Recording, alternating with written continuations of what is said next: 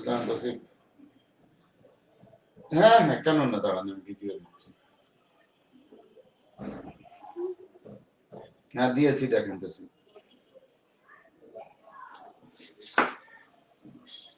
লাইভে গেছে তো তৌসিফ, যে দেখেন লাইভে গেছে কিন্তু কোনো কিছু আসছে না। স্যার আপনি একটু ব্যাক ক্যামেরাটা দিয়ে ব্যাক ক্যামেরাটা অন করে দেন। জাস্ট একটা টাচ করেন, টাচ করলে হাতে পাবে। হ্যাঁ ঠিক আছে, আচ্ছা ঠিক আছে। লাইভে তো আছে কিন্তু কোনো ভিডিও টিডিও তো দেখা যায় না। আমি কি ক্লাস করব কি করব না বুঝতে।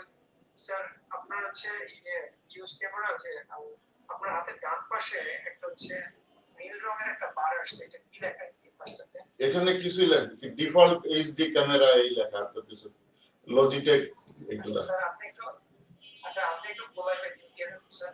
হ্যাঁ গোলাইভ তো দেওয়াই আছে, গোলাইভে আসছে, স্টুডেন্টরা লাইভেও চলে আসছে, কিন্তু ভিডিও তো নাই। স্যার একটু পাশটা দেখি, আপনি একটু স্ক্রল করে এখন একটু উপরের দিকে ওঠেন স্যার, স্ক্রলটা করে একটু উপরের দিকে ওঠেন। আচ্ছা এই তো আসছে। হ্যাঁ আমি তাহলে ক্লাস শুরু করি, ওরা আছে লাইভে। আল্লাহ ভরসা, দেখি। আচ্ছা ওকে ঠিক আছে।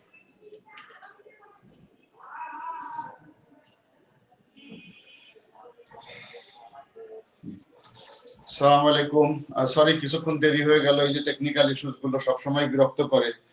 এই জিনিসটা আসলে কিছু করার নেই, খানিকক্ষণ ধরেই এটা ডিস্টার্ব করছিল, যে কারণে ওরা ঠিক করে দিচ্ছিল ওখান থেকে। নরমালি যেভাবে আসে সেভাবে আসছিল না, বিধায় সমস্যা হচ্ছিল। আশা করি আপনারা এখন আমাকে দেখতে পাচ্ছেন। যারা সালাম দিচ্ছেন সবাইকে ওয়ালাইকুম আসসালাম। আমি ক্লাস শুরু করে দিতে চাই ইন্টারন্যাশনাল অ্যাফেয়ার্স 8 আজকে। এটা তো অনেক কিছুই আছে। প্রথম হলো রিজিওনালিজম বিষয়টা।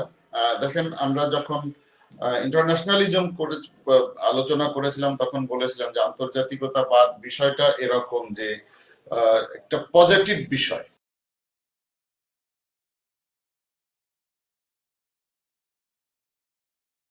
যত সংকীর্ণতা সেগুলোর ঊর্ধ্বে উঠে একটা জায়গা হিসাবে কল্পনা করা, কোনো রেস ক্রিড কাস্ট হিসাবে ভাগাভাগি না করে একেবারে সবার সাথে সবাই এক মানবতার বন্ধনে নিয়ে আসা হলো আন্তর্জাতিকতাবাদ। পুরো পৃথিবীটাকে বা গ্লোবটাকে একটা ঘরের ভিতরে নিয়ে চিন্তা করা। তো রিজিওনালিজম যদি আমরা বলি, আঞ্চলিকতা, সেরকম এক আঞ্চলিকতাবাদ যদি আমরা বাংলায় বলতে চাই, তো পুরো অঞ্চলটাকে কোনো ভাগাভাগি বা ভেদাভেদ, অমুক বড় অমুক ছোট এগুলো চিন্তা না করে সবাই যেখানে আমরা সমান, এরকম একটা চিন্তা ভাবনা থেকে সবাই সবার জন্য শুভ কামনা, কল্যাণ কামনা, ভালো কামনা করব, এই চিন্তা করাটাই এবং সেই হিসাবে কাজ করাটাকেই আমরা বলতেছি রিজিওনালিজম। আজকে আমরা দুপুরে যে আলাপগুলো করছিলাম সেখানে আন্তর্জাতিক ইনস্টিটিউট গুলোর, ইন্টারন্যাশনাল অর্গানাইজেশন গুলোর খুব একটা বেশি আমরা আলাপ করতে পারি নাই। আমি জানি না যদি আজকে সময় পাই, আপনারা যেটা বলতে চাচ্ছিলেন যে সেকেন্ড হাফে গিয়ে শুরু করা বা দ্বিতীয় ক্লাসে যে ওটা যদি কন্টিনিউ করা সম্ভব হয়, আমি জানি না। অন্তত দেখি আমি রিজিওনাল অর্গানাইজেশনের মধ্যে ইউরোপিয়ান ইউনিয়ন, ব্রেক্সিট, আমাকে কেউ কেউ রিকোয়েস্টও করেছে, এগুলো যেহেতু কারেন্ট ইস্যু আমি নিজেও মনে করি সেটা। আর এমনিতে যেমন সার্ক, বিমস্টেক বা আসিয়ান এ ধরনের বিষয়গুলো আপনাদের জানাই আছে। ছোট ছোট এই বিষয়গুলো সার্ক বিমস্টেক ভালো করে পড়েন, যেহেতু এটা আমরা সংশ্লিষ্ট, সেখান থেকে প্রশ্ন আসার সম্ভাবনা সবসময় থাকে। ইউরোপিয়ান ইউনিয়ন এবং ব্রেক্সিট যেহেতু রিসেন্ট ঘটে গেল, এইগুলা ইউরোপিয়ান ইউনিয়নের সাথে ব্রেক্সিট ঘটে গেল, এই বিষয়টা নিয়ে আমি একটু আলাপ করতে চাচ্ছি আজকের এই অংশে। শেষ করে যদি সময় কুলায় তাহলে আমরা অন্য কোনো একটা টপিক আলাপ করার চেষ্টা করব, যদি সম্ভব হয় এডিবি বা কোনো একটা অর্গানাইজেশন আমরা আলাপ করতে পারি। এডিবিটা রিজিওনাল হিসেবে আমরা সেখানেও যেতে পারবো ইনশাআল্লাহ, দেখা যাক, দেখি যদি সময় কুলায়। এরপরে তো একটু অংশ আমরা চেষ্টা করব আপনার প্রশ্ন উত্তরের জন্য। এখন আমরা 1 ঘন্টার ভিতরে সীমাবদ্ধ থাকতে চাই না, দেখা যাক কতদূর সম্ভব। রিজিওনাল অর্গানাইজেশনে আমরা বলছি যে আমরা এখন ইউরোপিয়ান ইউনিয়নকে নিয়ে আলোচনা করতে চাচ্ছি।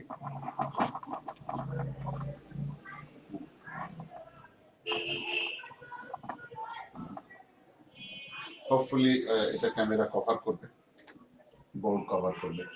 ইউরোপিয়ান ইউনিয়নের ধারণাটা যিনি প্রথম দেন, রবার্ট শুম্যান, ইনি ফ্রেঞ্চ ফরেন মিনিস্টার ছিলেন সেই সময় 1950 সালে।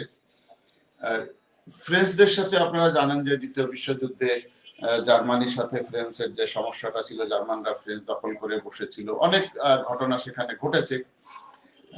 ইভেন ফ্রেঞ্চদেরকে শুরুর দিকে জাতিসংঘের যখন আলোচনাগুলো হয়, প্রথম 3-4টা বৈঠকে তারা ছিলও না, পরে উইনস্টন চার্চিলের অনুরোধে ফ্রেঞ্চকে রাখা হয় এবং শেষ পর্যায়ে গিয়ে তারও অনেকগুলো কারণ ছিল, কারণ ফ্রেঞ্চ সরকার তখন ছিল না।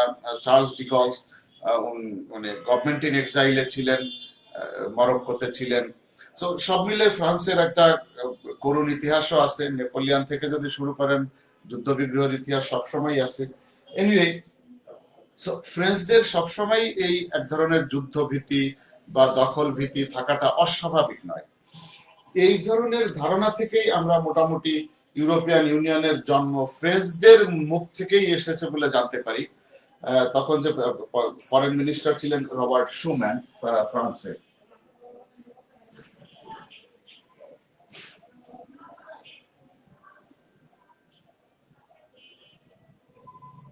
রবার্ট শুম্যান ইনি ফ্রেঞ্চ ফরেন মিনিস্টার ছিলেন।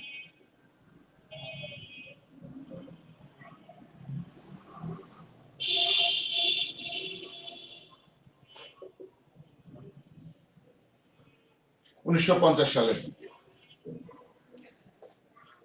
উনি তখন যেহেতু জার্মানির সাথে তখনও পরিপূর্ণ সম্পর্কটা মানে উষ্ণতার দিকে অতটা যায় নাই, উনি এটাই চিন্তা করছিলেন যে কিভাবে অ্যাটলিস্ট ইউরোপিয়ানরা যাতে আর যুদ্ধ বিগ্রহ না করে, বা যদি আমরা জার্মানির সাথে সম্পর্কটাকে ভালো করে চলতে পারি একটা জায়গার ভিতরে থেকে একইভাবে, তাহলে যুদ্ধ বিগ্রহগুলোকে এড়ানো সম্ভব হবে। এটা ছিল মূল লক্ষ্য। সেই লক্ষ্যকে উনি অর্থনৈতিক দিক দেওয়ার জন্য বা ইন্ডাস্ট্রিয়ালাইজেশন, যেহেতু 1950 সালটাকে, যেমন আমরা যদি ক্লাইমেট চেঞ্জের ইস্যুগুলো নিয়ে আসি, তো এই জায়গাগুলোকে আমরা সবসময় 1950 সালকে স্ট্যান্ডার্ড ধরে থাকি, কারণ এর পরে শিল্পায়ন শুরু হয়েছে ইউরোপে।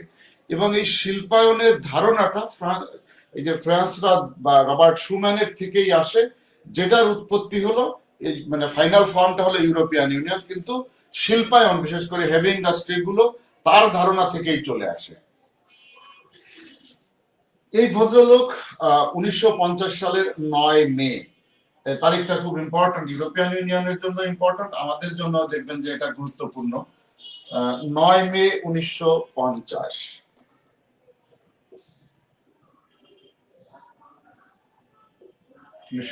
সালে এই সময়ে ভদ্রলোক ফ্রেঞ্চ পররাষ্ট্র মন্ত্রণালয়ে উনি একটা স্পিচ দেন, পলিসি স্পিচ দেন, যেখানে ফ্রান্স এবং জার্মানিকে নিয়ে উনি এক হয়ে চলার একটা প্রপোজাল পেশ করেন, যে আমরা যদি ফ্রান্স এবং জার্মানি, বিশেষ করে পশ্চিম জার্মানি, তখন তো দ্বিতীয় বিশ্বযুদ্ধের পরে অলরেডি পূর্ব জার্মানি পশ্চিম জার্মানি 50 সালে ভাগ হয়ে গেছে। তো ওনার প্রপোজালটা ছিল যে ফ্রান্সরা এবং জার্মানরা, পশ্চিম জার্মানরা যদি একসাথে আমাদের যত কয়লা এবং স্টিলের প্রোডাকশন আছে, আমরা যদি সব একসাথে করি সিঙ্গেল অথরিটির আন্ডারে, তাহলে আমাদের প্রোডাকশনও বাড়বে, ক্যাপাবিলিটি বাড়বে, যেহেতু দুই দেশের মানুষই আমরা আছি, সাথে সাথে আমাদের ভিতরে যে কোনো ধরনের ভুল বোঝাবুঝিরও অবসান হওয়াটা সহজ হবে বলে উনি মনে করেছেন। এ ব্যাপারে উনি একটা পলিসি প্ল্যান, একটা পলিসি ডিসকাশন বা নীতিগত বক্তৃতা উনি দিয়েছেন পররাষ্ট্র মন্ত্রণালয়, ফ্রেঞ্চ পররাষ্ট্র মন্ত্রণালয়ে। এবং এইখানে একটা হলো যে স্টিল এবং কয়লা যাতে একসাথে উৎপাদন, বিপণন, বিক্রয় সবকিছু করতে পারেন সে দুই দেশ মিলে, তার মানে দুই দেশ মিলে এই দুই ক্ষেত্রে কয়লা এবং স্টিলের ক্ষেত্রে একটা দেশের মতন বিহেভ করবেন, এরকম ওনার চিন্তা ভাবনা, যাতে করে ফ্রান্স এবং জার্মানির ভিতরে আবার এই ধরনের স্বার্থ নিয়ে, সম্পদের ভাগাভাগি নিয়ে, স্বার্থ নিয়ে যেন কোনো ধরনের যুদ্ধ বিগ্রহ না হয়। এবং আরেকটা ওনার আইডিয়া ছিল যে যদি এই বিষয়টা সাকসেসফুলি কাজ করে, তার মানে এটা এক ধরনের পাইলট প্রজেক্ট হিসাবে যদি বলি, আমরা বলতে পারি যদি এটা সাকসেসফুলি কাজ করে, ফাংশন করে, তাহলে আমরা গ্রাজুয়ালি ইউরোপের অন্যান্য দেশগুলো যারা ইন্টারেস্টেড হবে তাদেরকেও এই আমব্রেলার আওতায় নিয়ে আসতে চাই।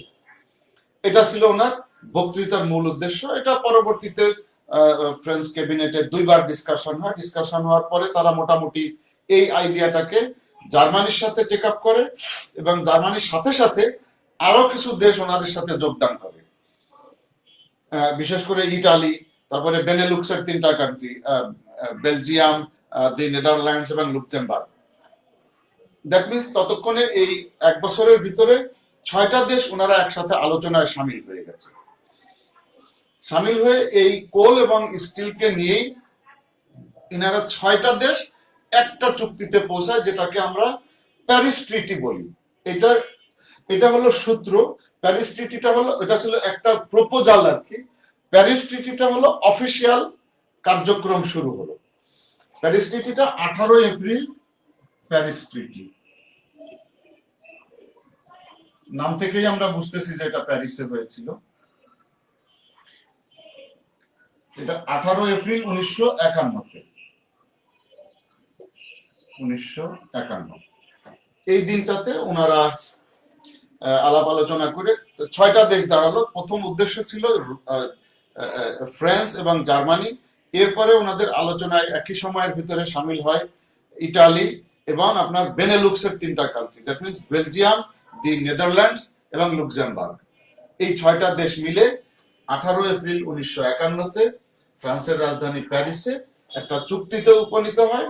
এই চুক্তিটাকে আমরা বলছি মানে ইউরোপিয়ান ইসিএসএস, যেটা European Coal and Steel Community, ইউসিএসসি।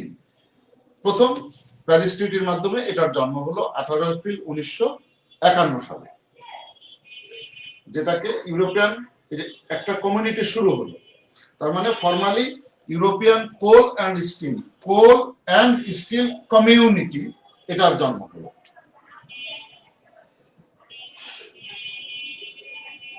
এটা যেহেতু একটা এগ্রিমেন্ট, সুতরাং এটা আপনার রেটিফিকেশন জরুরি ছিল। আপনারা আপনাদের সাথে আজকেও আলাপ করেছি যে রেটিফিকেশন না হলে এটা কার্যকর হয় না। সো এই চুক্তিটা, প্যারিস ট্রিটিটা 23 জুলাই 1952-তে রেটিফাই, 23 জুলাই 1952 এই সময় এটা কার্যকর হয়, রেটিফিকেশন হয় এবং কার্যকর হয়। এই সময় থেকে এই চুক্তিটা ঠিক 50 বছর কার্যকর ছিল। একদম 23 জুলাই 2002-তে এসে এই চুক্তিটা টার্মিনেট করা হয় 2002-তে। তার মানে 50 বছর, পাক্কা 50 বছর। এটা হলো মূল চুক্তি। আবার আমরা বলি European Coal and Steel Community, European Coal and Steel Community. তার মানে ইসিএসসিটা আমাদের ইউরোপিয়ান ফেডারেশন আজকে আমরা যেটা বলছি, বা ইউরোপিয়ান ইউনিয়ন যেটা বলছি, তার প্রথম পদক্ষেপ। এবং উদ্দেশ্য কি ছিল? যে ভারী শিল্প কারখানা পুরো ইউরোপে, একদম সারা ইউরোপে ছড়িয়ে দিব। আমরা শুরু করব জার্মানির সাথে, কিন্তু সারা ইউরোপে ছড়িয়ে দিব, যাতে করে নিজেদের ভিতরে অর্থনৈতিক সহযোগিতাগুলো বৃদ্ধি পায়, ইন্ডাস্ট্রিয়ালাইজড হয় আমাদের পুরো ইউরোপ। এবং এই অর্থনৈতিক সমৃদ্ধির কারণে আমরা যেন আর যুদ্ধ বিগ্রহ কলহ এগুলো ত্যাগ করি এবং এগুলোর ভিতরে না জড়িয়ে বরং ভ্রাতৃত্ববোধ বাড়ানোর চেষ্টা করি। অর্থনৈতিক ইস্যু দিয়ে আমরা আমাদের যুদ্ধ বিগ্রহ সরিয়ে ভ্রাতৃত্ববোধকে বাড়ানোর চেষ্টা করব। দ্যাট ওয়াজ দ্য মোটিভ বা লক্ষ্য আমরা বলতে পারি। এটা ভালোই সাকসেসফুলি এই 6টা দেশের ভিতরে যখন চললো, তখন তারা এটাকে আরো বেশি এক্সটেন্ড করার চিন্তা ভাবনা শুরু করলো আলাপ আলোচনার মধ্য দিয়ে।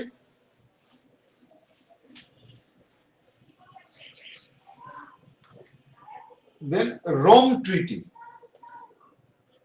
প্যারিস ট্রিটি 1 নাম্বার গেল, 2 নম্বরে তখন আসলো রোম ট্রিটি। দ্যাট মিনস ইটালির রাজধানী রোমে ওই 6টা দেশ, অন্য কোনো নতুন দেশ এখনো জয়েন করে নাই।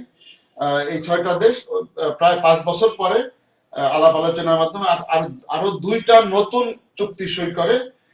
এবং রোমের এটা ক্যাপিটাল বলা হয়, ক্যাপিটোলাইন হিল, একটা পাহাড় আছে রোম শহরের ভিতরে,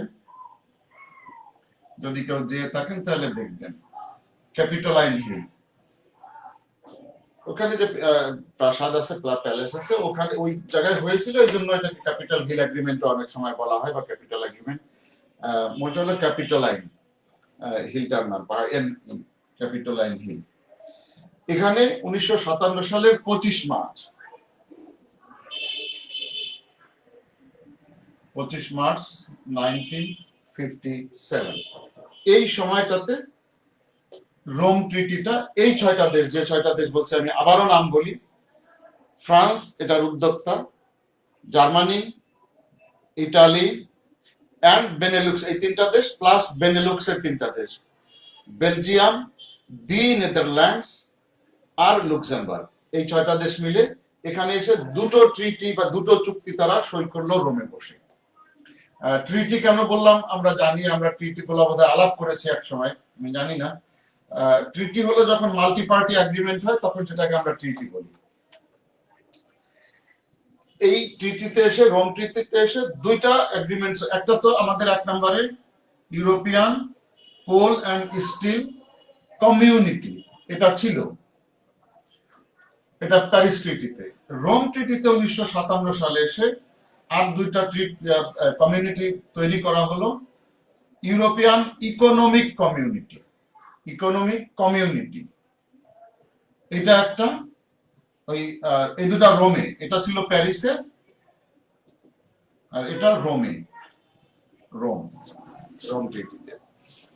ইউরোপিয়ান ইকোনমিক কমিউনিটি আর একটা হলো ইউরোপিয়ান অ্যাটমিক এনার্জি কমিউনিটি, তিনটাই community. European Coal and Steel Community, European Economic Community, European Atomic Energy Community, 3টা কমিউনিটি মোট হলো রোমটা দুটা নিয়ে।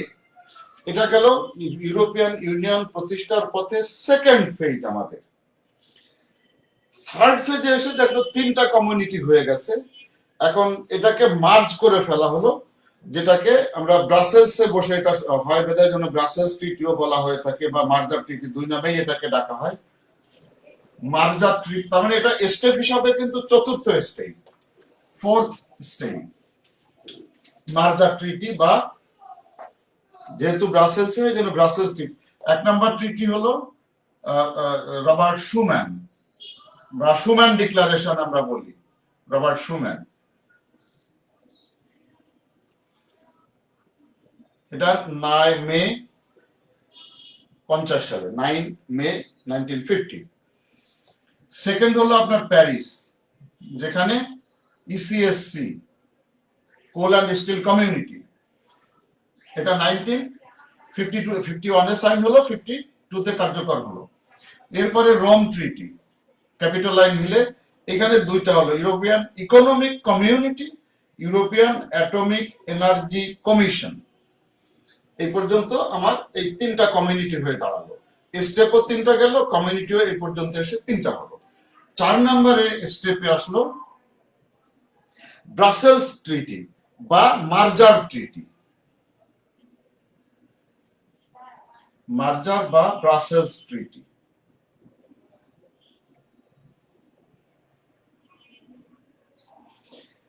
দ্যাট মিন্স ইউরোপিয়ান লিডাররা যেটা চিন্তা করলেন, যে যেহেতু এখন অলরেডি 3টা কমিউনিটি হয়ে গেছে, 3টা আলাদা আলাদা জায়গা, এটাকে ওনারা এক করে ফেলার চিন্তা করলেন।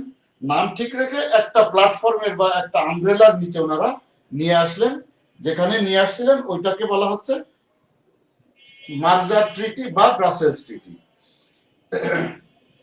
এই 3টাকে ওনারা একত্রে ইউরোপিয়ান কমিউনিটিজ নাম দিলেন, নট ইউরোপিয়ান কমিউনিটি। কমিউনিটি 3টা কমিউনিটি, এই জন্য ওনারা নাম দিলেন ইউরোপিয়ান কমিউনিটিজ।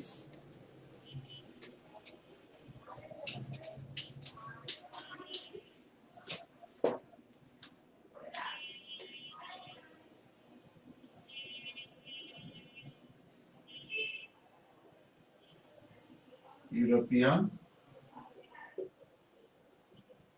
কমিউনিটিজ ওনারা নাম দিলেন এটাকে, ব্রাসেলসে গিয়ে, ব্রাসেলস ট্রিটি বা মার্জার ট্রিটিতে গিয়ে। এই ব্রাসেলস ট্রিটিটা সাইন হয় 8 এপ্রিল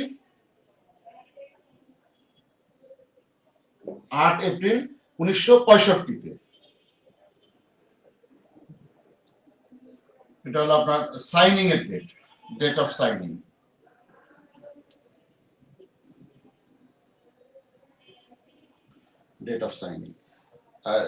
হলো এবং 1967 সালের 1 জানুয়ারিতে এটা কার্যকর হলো।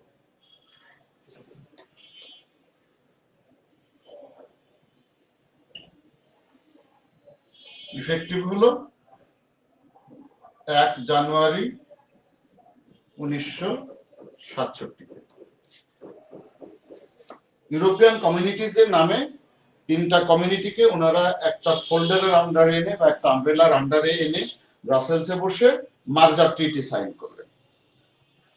তার মানে এটা গেল 4th স্টেট, আমাদের মার্জার ট্রিটি 4র্থ স্টেট।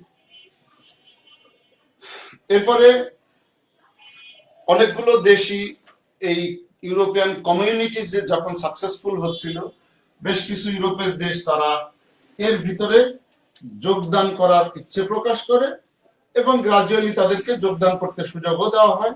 এটা 1973 থেকে 86 পর্যন্ত আরো নতুন 3টা দেশ এর মধ্যে জয়েন করেন।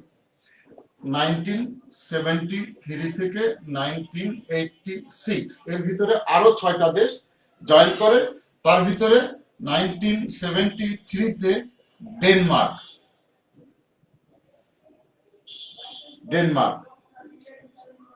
আয়ারল্যান্ড, ইউকে, এই 3টা দেশ 1973 সালে ইউরোপিয়ান কমিউনিটিজের অন্তর্ভুক্ত হলো। 1981 এ গ্রিস এর অন্তর্ভুক্ত হলো। 6টা তো আগে ছিলই, 6টা ছিল, 73-এ 3টা হলো, 81-তে এসে গ্রিস জয়েন করলো, তার মানে 4টা হলো। 86-তে এসে স্পেন এবং পর্তুগাল।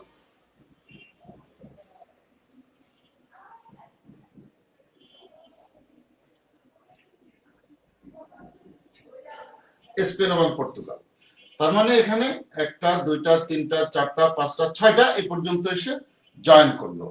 মোট আগে 6টা ছিল, আর 6টা হলো, 12টা দেশ হলো। এই 12টা দেশ যে ফাইনাল শেপটা আমরা বলি ম্যাস্ট্রিক্ট ট্রিটি, নেদারল্যান্ডসের একটা জায়গা, ম্যাস্ট্রিক্ট হলো নেদারল্যান্ডসের একটা জায়গা, এই 12টা দেশ সেখানে এক হলো। ম্যাস্ট্রিক্ট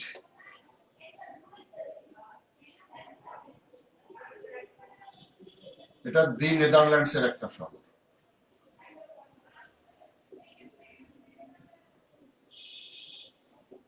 ম্যাস্ট্রিক্ট, ওনারা এখানে একসাথে হলেন এবং 12টা দেশ 7 ফেব্রুয়ারি 1992,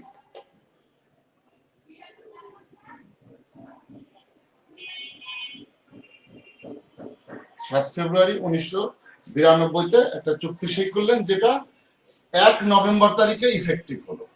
1 নভেম্বর 1993-তে এসে এই ম্যাস্ট্রিক্ট ট্রিটিটা সাইন হলো।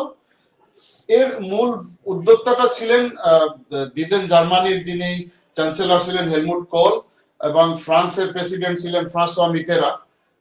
ইনারা দুইজন, হেলমুট কোল এবং ফ্রাঁসোয়া মিতেরা, ইনারা দুইজন এটার উদ্যোক্তা ছিলেন। ওই সেই জার্মানি আর ফ্রান্স, এগেইন যেহেতু এই মূল সূত্রটা তাদেরকে দিয়ে, এনারা দুইজন ম্যাস্ট্রিক্ট ট্রিটির মাধ্যমে এই 3টা চুক্তিকে আরো কনসলিডেট করে অন্যদেরকে এক করে একসাথে নিয়ে এসে তারপরে এটাকে ফর্মাল নাম দিলেন ইউরোপিয়ান ইকোনমিক কমিউনিটি। কমিউনিটিজ আগে ছিল ইউরোপিয়ান কমিউনিটিজ। দেখেন, প্রথম হলো স্টিল অ্যান্ড কোল, তারপরে হলো ইকোনমিক কমিউনিটি, তারপরে ওই একই সাথে হলো ইউরোপিয়ান অ্যাটমিক এনার্জি কমিউনিটি। দেন মার্জার চুক্তিতে এসে 3টাকে বলা হয় ইউরোপিয়ান কমিউনিটিজ। এইখানে এসে এই 3টাকে মিলে যেটা তৈরি করা হলো, এটাকে আজকের ইইউ বলা হচ্ছে। ম্যাস্ট্রিক্ট ট্রিটিতে এসে এই 3টাকে মিলিয়ে, ফর্মালি কিন্তু ইউরোপিয়ান ইউনিয়ন নাম কখনোই কাগজ কলমে এইভাবে আসে নাই। এই ম্যাস্ট্রিক্ট ট্রিটিটাকে ধরে নেওয়া হয় বা বলা হয় European union, federation of Europe যে নামে ডাকেন। নাম অফিসিয়ালি এই সময়ে আসে নাই, 2000-এর থেকে নামটা ধরে নেওয়া হয় আর কি, যখন মোটো আসলো তখন থেকে। বাট এটাকেই বেশ ধরা হয় ইউরোপিয়ান ইউনিয়নের এই ম্যাস্ট্রিক্ট ট্রিটিটাকে। এইখানে এই ইউরোপিয়ান ইকোনমিক কমিউনিটি যেটা ছিল, সেটার নাম দেওয়া হলো ইউরোপিয়ান কমিউনিটি। এটাকে ইকোনমিক বাদ দিয়ে তারা এইটাকে শুধু ইউরোপিয়ান কমিউনিটি নাম দিলেন।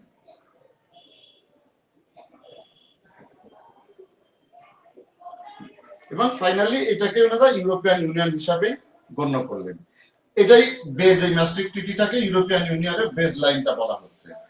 এরপরে আবার কিছু চেঞ্জ হয়েছে লিসবনে, কারণ ওখানে বেশ কিছু জিনিস ছিল না, যেমন এই যে আর্টিকেল 50, ম্যাস্ট্রিক্ট ট্রিটির আর্টিকেল 50, যেটা মানে কেউ যদি বের হয়ে যেতে চায় ইউরোপিয়ান ইউনিয়ন থেকে তাহলে সেটার কি পদ্ধতি হবে এইটা। তারপরে আপনার আরো বেশ কিছু জিনিস এই লিসবন ট্রিটির ভিতরে নিয়ে, লিসবন ট্রিটিটা পর্তুগালের রাজধানী লিসবন।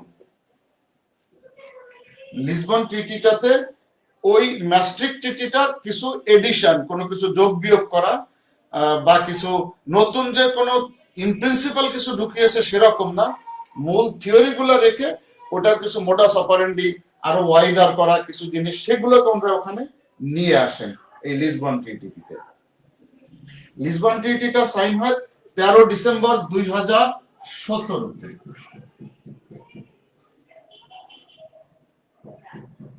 সরি 2007-এ, 13 ডিসেম্বর 2007-এ এটা সাইন হয় এবং 1 ডিসেম্বর 2009-এ ইফেক্টিভ হয়। এটা হলো সাইন আর এটা হলো ইফেক্টিভ, রেটিফিকেশনের পরে যেটা ইফেক্টিভ হয়, এদিনে এটা ইফেক্টিভ হয় লিসবন ট্রিটিটা। লিসবন ট্রিটির মূল যে বিষয়গুলো ছিল, এটা একটা হলো যে ইকোনমিক, সোশ্যাল এবং এনভায়রনমেন্টাল ইস্যুস গুলা, এই তিনটা ইস্যুকেই একভাবে হ্যান্ডেল করা, সাথে সাথে common foreign and security policy, এখানে সিএফএসপি বলে, common foreign and security policy guideline এখানে তৈরি করে লিসবনে এসে, লিসবন ট্রিটিতে, লিসবন ট্রিটি পর্তুগালের রাজধানী লিসবন ট্রিটিতে। আর সবচেয়ে বড় যে জিনিসটা নিয়ে আসা হয়, যেমন ইউরোপিয়ান কাউন্সিলের প্রেসিডেন্টের পদ, তারপরে ইউরোপিয়ান ইউনিয়নের যতগুলো অর্গানাইজেশন আছে সেগুলো আগে সবাই একসাথে সিদ্ধান্ত নিতে হতো, ইউনানিমাসলি সিদ্ধান্ত হতে হতো, যেটা ন্যাচারালি আমরা বলেছি বারবার যে ইউরোপ লিগ অফ নেশনস এর মতো একটা খুব কঠিন বিষয় হয়ে যেত সেটা। কেউ একজন যদি ভেটো মারে, বা ভেটো বলতে মানে কেউ যদি এগ্রি না করে তাহলে তা ইউনানিমাসলি হলো না, সর্বসম্মতিক্রমে হলো না। আর এটার পরিধিও যেহেতু বেড়ে যাচ্ছিল গ্রাজুয়ালি, এই জন্য প্রায় 45টা।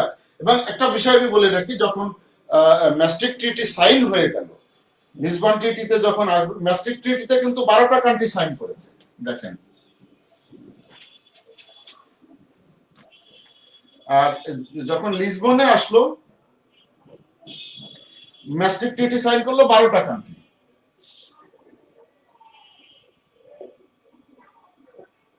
12টা কান্ট্রি। আর যখন লিসবন ট্রিটিতে আসলো তখন 27 কান্ট্রি সাইন করলো লিসবন ট্রিটিতে।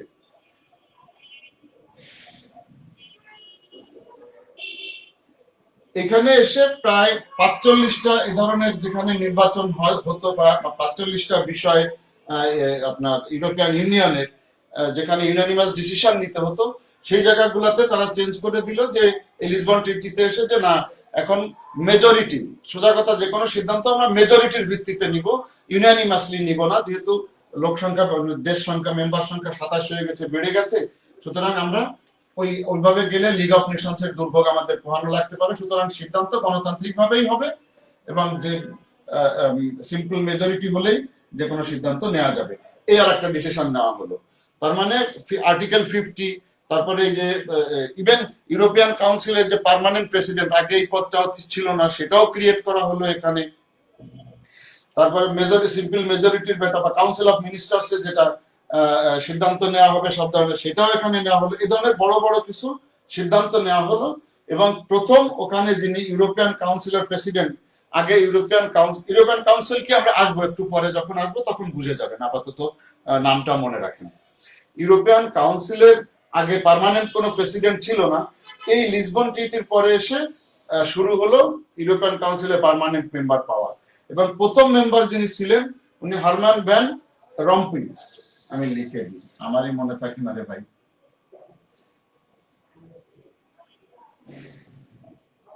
Hermann Van রম্পুই।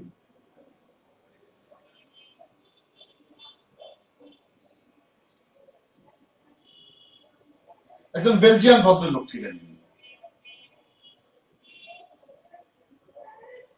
উনি কাউন্সিলের প্রথম, ইউরোপিয়ান কাউন্সিলের প্রথম প্রেসিডেন্ট, ওনাকে এই লিসবন ট্রিটির পরে নিয়োগ দেওয়া হয়। এবং আমরা আবার বলছি যে ম্যাস্ট্রিক্ট ট্রিটিটাকে আমরা, যদিও ইউরোপিয়ান ইউনিয়ন নাম বলে নাই, কিন্তু ইউরোপিয়ান ইউনিয়নরা নিজেরাই তারা বলে যে সেটা, ওটাই আমাদের ইউরোপিয়ান ইউনিয়নের জন্ম, ওখান থেকেই অফিসিয়াল জন্ম ম্যাস্ট্রিক্ট ট্রিটি থেকে। দেন 1993 যেটা ম্যাস্ট্রিক্ট ট্রিটি কার্যকর হলো যখন, সেখান থেকে নিয়ে 2009 সাল পর্যন্ত, 2009 পর্যন্ত ইউরোপিয়ান ইউনিয়নকে বলা হতো যে ইউরোপিয়ান ইউনিয়নের 3টা পিলারের উপরে দাঁড়িয়ে আছে 2009 পর্যন্ত। পরে এই 3টা পিলারকে আবার এক করে ফেলা হয় ম্যাস্ট্রিক্ট ট্রিটিতে যেটা ছিল সেই অনুযায়ী। সেই 3টা পিলার হলো ইউরোপিয়ান কমিউনিটিজ,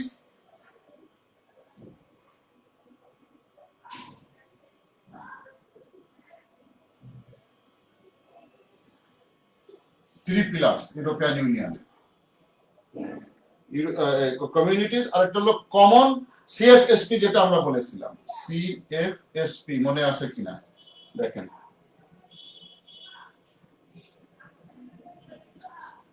কমন, এটা হলো ফরেন এবং সিকিউরিটি, দুইটা তাদের একই পলিসির ভিতরে নিয়ে আসে, Common Foreign and Security policy.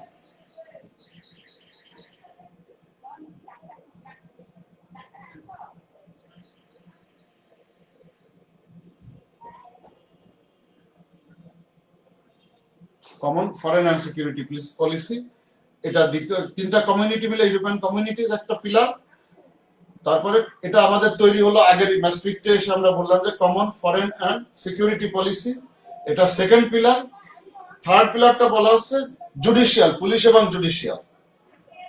নিচে কি দেখা যায়? তার মানে security related, police and judicial,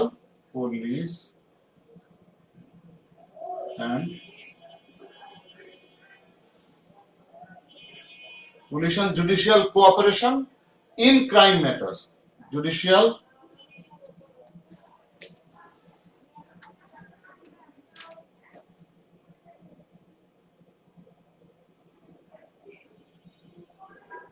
cooperation in, মানে police and judicial cooperation in criminal matters.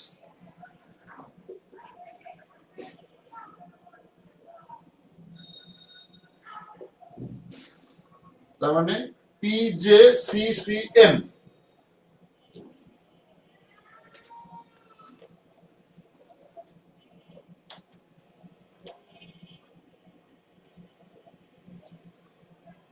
এই 3টাকে ইউরোপিয়ান ইউনিয়নের পিলার হিসাবে বিবেচনা করা হচ্ছে ম্যাস্ট্রিক্ট থেকে নিয়ে 2009 পর্যন্ত এই সময়টাতে।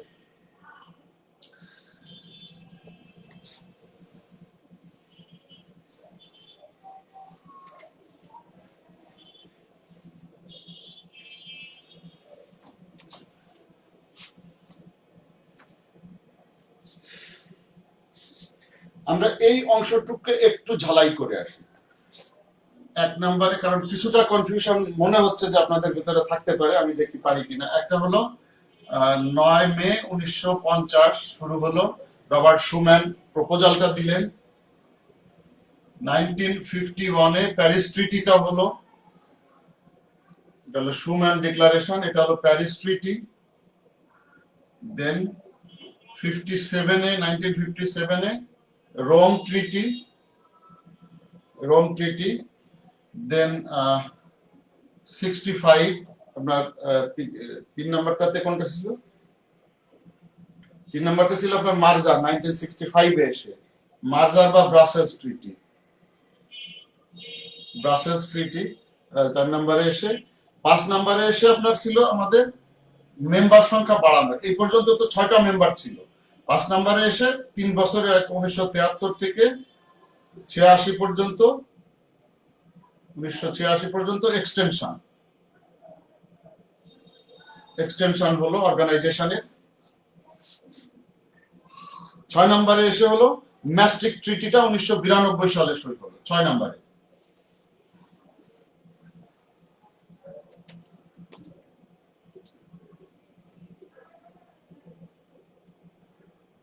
ম্যাস্ট্রিক্ট ট্রিটি, যেটা নেদারল্যান্ডসে হলো 1992-তে হলো এবং কার্যকর হলো 1993 সালে এসে। এটা 6 নম্বর ধারা।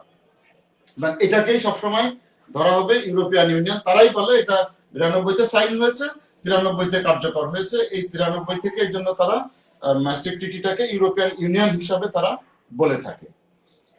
ওইখানে অফিসিয়ালি কখনো বলা হয় না যে এটার দ্বারা ইউরোপিয়ান ইউনিয়ন ঘোষণা করা হলো। ম্যাস্ট্রিক্ট ট্রিটি এই কথাটা বলা হয় না, বলা হয়েছে ইউরোপিয়ান ইকোনমিক কমিউনিটি গঠন করা হলো। ওই ইউরোপিয়ান ইকোনমিক কমিউনিটিকেই তারা ইউরোপিয়ান ইউনিয়ন বলছে।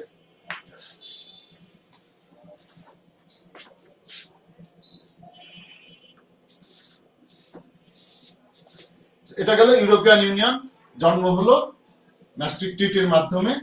দেন তার আরো পরিশুদ্ধ করা হলো লিসবন ট্রিটিতে। সেটার ভিতরে আরো কিছু পয়েন্ট ঢোকানো, আরো ওটাকে গণতান্ত্রিক করা, সমস্যাগুলো যতদূর সম্ভব সেগুলোকে দূর করে দেওয়ার চেষ্টা করা হলো। এই সবকিছু মিলে আলটিমেটলি এরপরে যেটা আসলো, 8 নম্বরে আমরা বললাম যে 3টা পিলার, ইউরোপিয়ান ইউনিয়নের 3টা পিলার। এই যে লিসবনে এসে আরো 2টা পিলার যোগ হলো, কমন ফরেন পলিসি এবং জুডিশিয়াল বিষয়গুলো নিয়ে। মোট 3টা পিলার মিলে ইউরোপিয়ান ইউনিয়নকে কনসিডার করা হয়ে থাকে। এটা এই মুহূর্তে ইউরোপিয়ান ইউনিয়নের সদস্য সংখ্যা 27। গত বছরে ছিল, মানে ব্রেক্সিট হওয়ার আগ পর্যন্ত ছিল 28টা, ব্রিটেন বেড়ে যাওয়ার কারণে এখন 27টা আছে। সর্বশেষ মেম্বার কান্ট্রি হলো ক্রোয়েশিয়া, 28তম, যদি আমরা বলি 28, অথবা এখনকার সময়ের জন্য 27, সেটা হলো ক্রোয়েশিয়া। ক্রোয়েশিয়া মেম্বার হয় আপনার 1 জুলাই 2013-তে।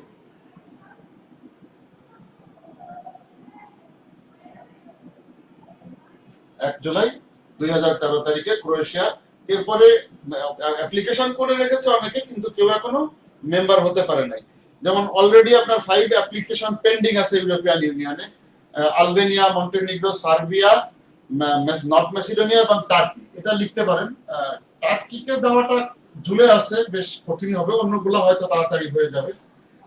টার্কিকে তারা মেম্বার হয়তো করবে না। মূলত টার্কির সাথে বড় সমস্যাটা হলো আপনার সাইপ্রাস নিয়ে, যেহেতু সাইপ্রাস একটা অংশ দখল করে বসে আছে এবং সাইপ্রাসকে টার্কির অংশ কখনো ইউরোপিয়ান ইউনিয়ন মনে করে না।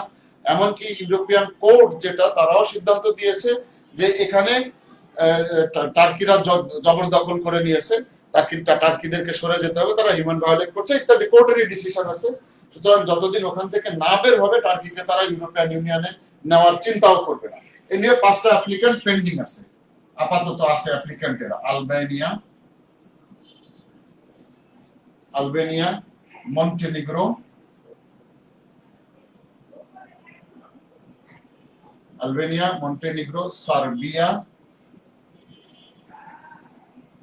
সার্বিয়া, নর্থ ম্যাসিডোনিয়া,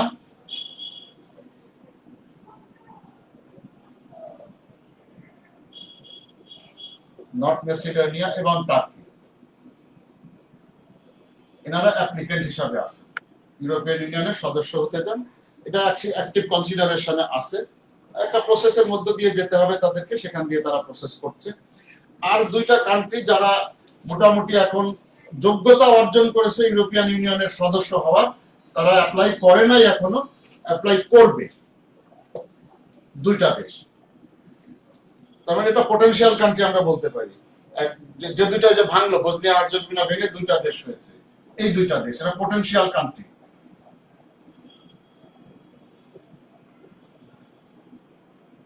এটা হলো বসনিয়া, 2 নম্বর হলো আপনার হার্জেগোভিনা।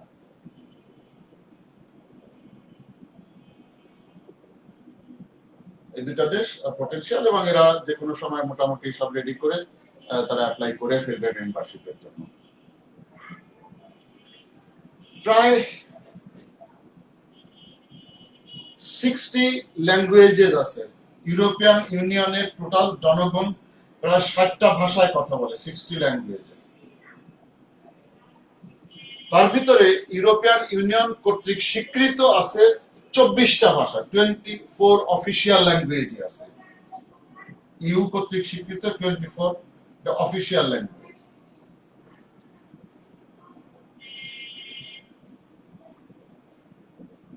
ইউরোপিয়ান ইউনিয়নে এটা স্বীকৃত।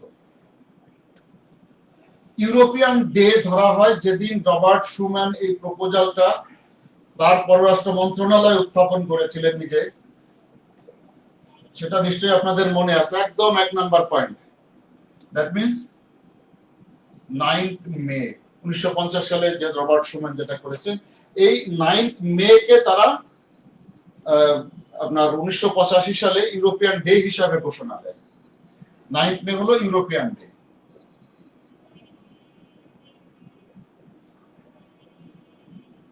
এই ঘোষণাটা দিয়েছে তারা 1985 সালে। 1985 তারা ডিক্লেয়ার করলো যে 9 মে, এখন থেকে আমরা 9 মে, যেহেতু ওই দিনে প্রথম এই জন্মের সূত্রপাত ওই সময়, এই দিনটাকে আমরা ইউরোপিয়ান ডে হিসাবে পালন করব। 2000 সাল থেকে তারা ইউরোপিয়ান ইউনিয়ন নাম হিসেবে মটো যেটা তাদের, সেটা সেট করে। ইউরোপিয়ান ইউনিয়নের মটো হলো ইউনাইটেড ইন ডাইভার্সিটি।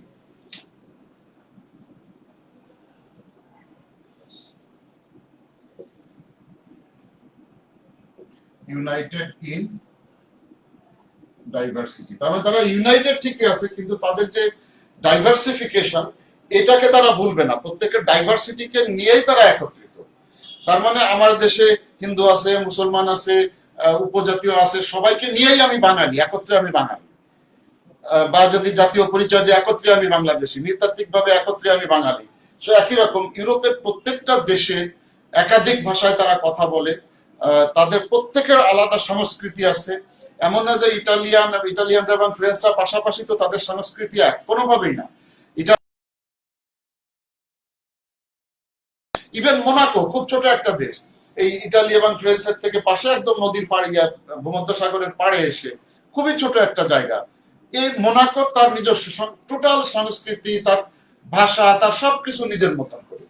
এই জন্য এটাকে বলছে যে ইউনাইটেড ইন ডাইভার্সিটি, মানে আমাদের ডাইভার্সিটি আছে, এটাই আমাদের স্ট্রেংথ, আমাদের স্ট্রেংথ। সুতরাং এটাকে নিয়ে 2000 সাল থেকে, এটা এই মটোটা 2000 সাল থেকে।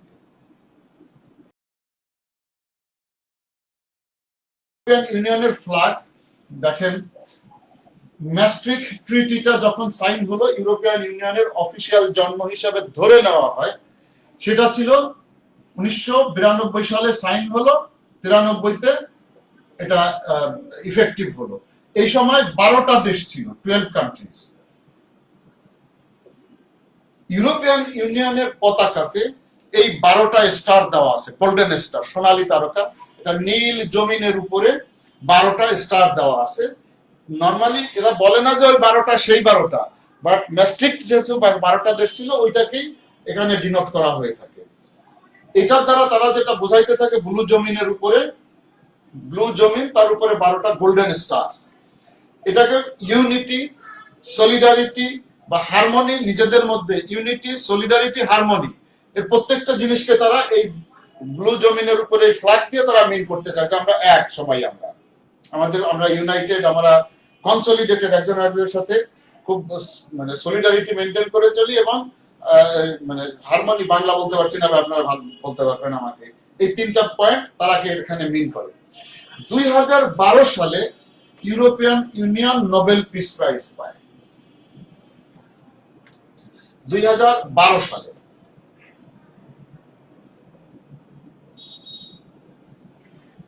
আলফ্রেড নোবেলের যে আপনার নোবেল পিস প্রাইজ, নোবেলের ভিতর সবচেয়ে বড় যেটা, আমাদের গ্রামীণ ব্যাংক এবং ডক্টর ইউনূস একবার পেয়েছিলেন, অমর্ত্য সেন ইকোনমিক্সে পেয়েছিলেন, বাট পিস প্রাইজটা সবচেয়ে বড় নোবেলের ভিতর যতগুলো আছে। এটার কারণ ছিল যে পুরো ইউরোপময় পিস এবং রিকনসিলিয়েশন, যে পিস, রিকনসিলিয়েশন এবং ডেমোক্রেসিকে ছড়িয়ে দেওয়ার জন্য পুরো ইউরোপের ভিতরে শান্তি, রিকনসিলিয়েশন মানে এক হয়ে যাওয়া আর কি, আর একটা হলো আপনার ডেমোক্রেসি, এই 3টা জিনিসকে প্রমোট করার জন্য আমি লিখি নোবেল পিস প্রাইজ পান। পিস, রিকনসিলিয়েশন এবং ডেমোক্রেসি, আর একটা হিউম্যান রাইটস, সরি, পিস,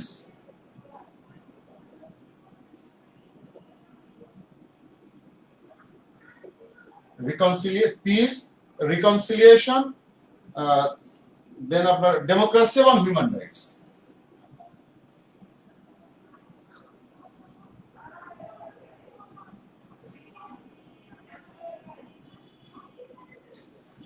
পুরো ইউরোপকে তারা এটা ইনশিওর করার জন্য পদক্ষেপ নিতে পেরেছে বা অ্যাডভান্স করতে পেরেছে, এই জন্য নোবেল পিস প্রাইজ দেওয়া হয়। এ পর্যন্ত ইউরোপিয়ান ইউনিয়ন থেকে অফিসিয়ালি যে স্বাধীন দেশটা বের হয়ে গেল সেটা হলো ইউকে। আমরা ব্রেক্সিট দেখি পরে সময় পেলে ইনশাআল্লাহ আলাপ করব, এখানে আর আলাপ না করি আমরা। ইউরোপিয়ান ইউনিয়নের অনেকগুলো বডি আছে, মূল বডি হলো তার চারটা।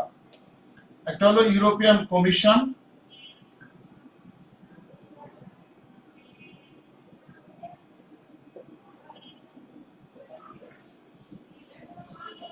ইউরোপিয়ান কমিশন, বা এর আগে ইনফ্যাক্ট পার্লামেন্ট লিখলে ভালো হতো। আচ্ছা ঠিক আছে, আমরা লিখি ইউরোপিয়ান পার্লামেন্ট, এটা এক নম্বরে থাকলেই ভালো হয়। এটা এক নম্বরে, এটা এক, এটা দুই। European Parliament, European Commission, Council of the EU,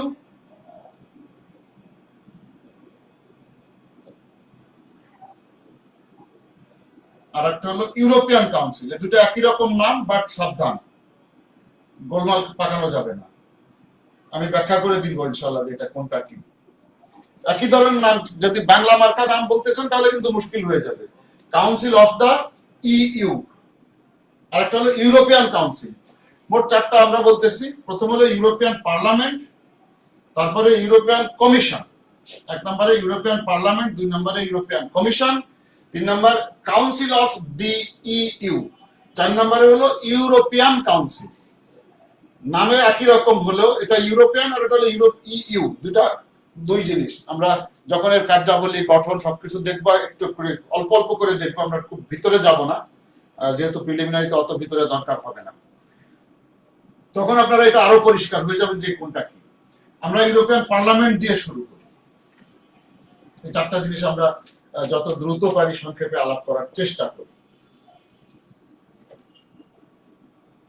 in fact এর সাথে আরো দুইটা সাবসিডিয়ারি বডি আছে। একটা হলো আপনার Court of Justice of European Union, Court of Justice of European Union, আর একটা হলো কোর্ট অফ অডিটরস। একটা হলো অডিটিং, যেটা ট্রান্সপারেন্সি, ফাইন্যান্সিয়াল ইস্যুস গুলো দেখে, আর একটা হলো বিচার, যেটা কোর্ট অফ জাস্টিস, যেটা সাবসিডিয়ারি হবে। যেটা মেইন বডি চারটা, আর সাবসিডিয়ারি বডি আছে দুইটা। এছাড়া আরো আছে অনেকগুলো, তার সহযোগী ইনস্টিটিউট আছে, অনেকগুলো আছে, অত জরুরি না বোধহয় আমরা আসছি না। একটা হলো আপনার Court of justice,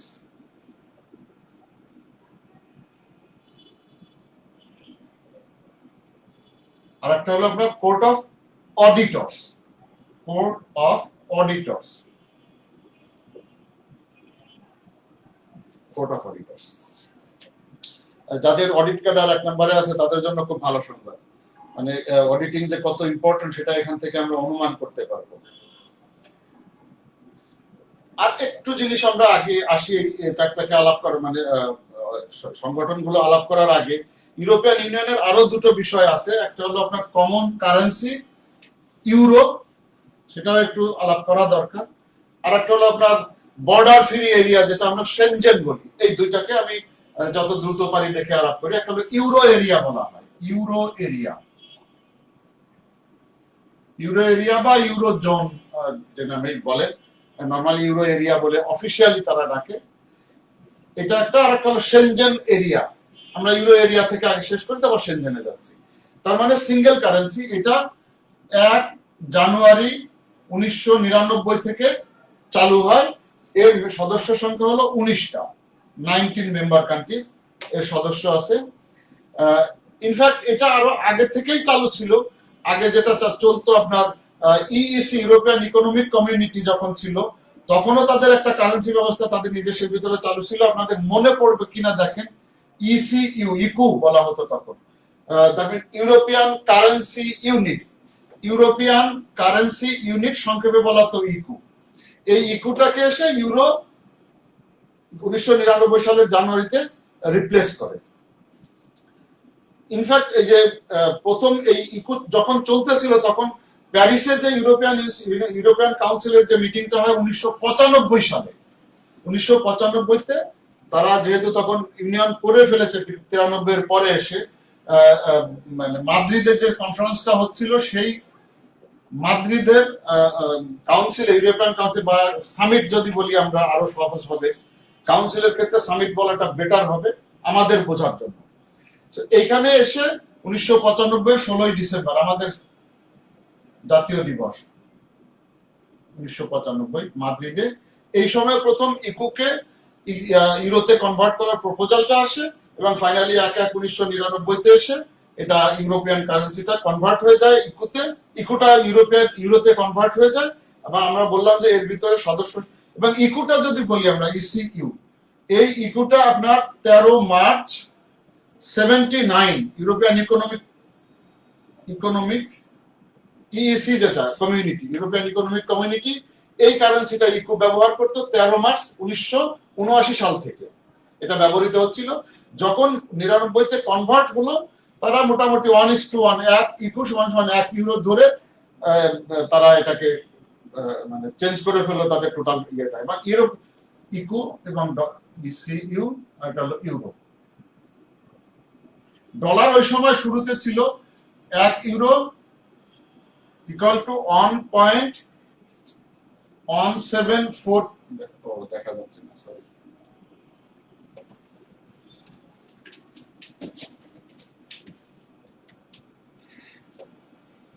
1 euro equal to 1.1743 US dollar. এই ইকুইভ্যালেন্সটা তারা ধরে তাদের যাত্রা শুরু করলো। একদম শুরুতে কিন্তু 1999 সালে সাথে সাথে তারা নোট ছাপায় নাই। এই সময়টা তারা ভার্চুয়ালি ট্রানজাকশন শুরু করেছে। নোট বা ইউরোর যে এটা কয়েন গুলো, এগুলো তারা শুরু বাজারে নিয়ে আসে 1 জানুয়ারি 2002-তে। 1999 থেকে ভার্চুয়াল ট্রানজাকশন গুলো শুরু করে তারা। আর কয়েন বা নোট 1 জানুয়ারি 2002-তে তারা বাজারে নিয়ে আসে। ডলারের পরে এখন সবচেয়ে বেশি রিজার্ভ হলো পৃথিবীর যে সেন্ট্রাল ব্যাংকগুলোতে, ইউরো সবচেয়ে বেশি রিজার্ভ এখন। এবং পৃথিবীতে যত ট্রেড হয় ডলারের পরে সেকেন্ড কারেন্সি ইউরো ব্যবহার করা হয়ে থাকে। একটা ধারণা দেওয়ার জন্য আমরা এই ইউরো জোনটা আলাপ করলাম, যেহেতু ইউরোপিয়ান ইউনিয়নের অংশ এটা, এই জন্য এটা আলাপ করা জরুরি। আরেকটা হলো সেনজেন এরিয়া। সেনজেনটা হলো আপনার লুক্সেমবার্গের একটা গ্রাম। এটা সেনজেন এরিয়া আমরা বলতেছি, সেনজেন এরিয়া। খুব সংক্ষেপ কথা হলো যে বর্ডার ফ্রি চলাচল, সোজা কথা চলাচল বা কাজ করার টোটাল এই যে 27টা বা 28টা বা যে কয়টাই সেনজেনের মেম্বার আবার আলাদা, প্রত্যেকটা কিন্তু একটা ইউরোপিয়ান ইউনিয়নের মেম্বার আলাদা, ইউরোর মেম্বার আলাদা, সেনজেনের মেম্বার আলাদা। তিনটা 3 রকমের চুক্তি। এই সেনজেনটাও কিন্তু জার্মানি এবং ফ্রান্সের উদ্যোগেই করা হয়েছিল। সো এখানে ইউরোপিয়ান ইউনিয়নের সব সদস্য জয়েন করতে বাধ্য না। আবার কেউ আছে যারা বাইরে থেকে, তারাও এসে জয়েন করতে পারে, তারা ইউরোপিয়ান ইউনিয়নের সদস্য না কিন্তু ইউরোপিয়ান দেশ, তারাও সেনজেনে এসে জয়েন করতে পারে, যেহেতু এটা ইন্ডিপেন্ডেন্ট ট্রিটি। এটা সেনজেন ট্রিটি লুক্সেমবার্গের উপরে।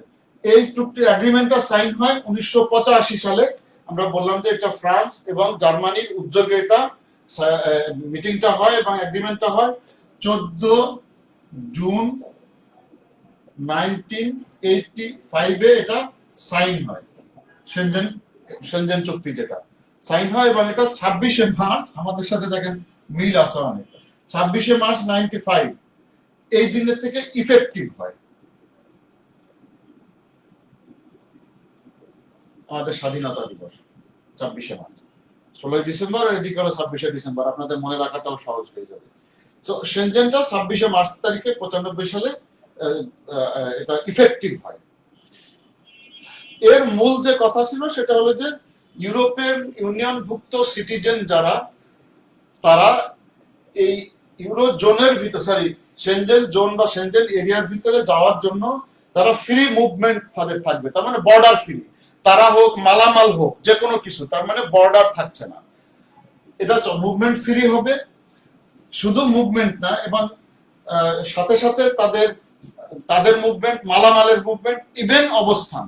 তার মানে এর ভিতরে যতগুলো দেশ আছে, ইনফ্যাক্ট এখনো পর্যন্ত সেনজেনে 26টা মেম্বার আছে, সেই 26টা মেম্বার মিলে বর্ডার ফ্রি একটা কান্ট্রি কল্পনা করা হবে। তার মানে আমার ঢাকা, চিটাগাং, রাজশাহী, খুলনার মতন একটা বিষয়।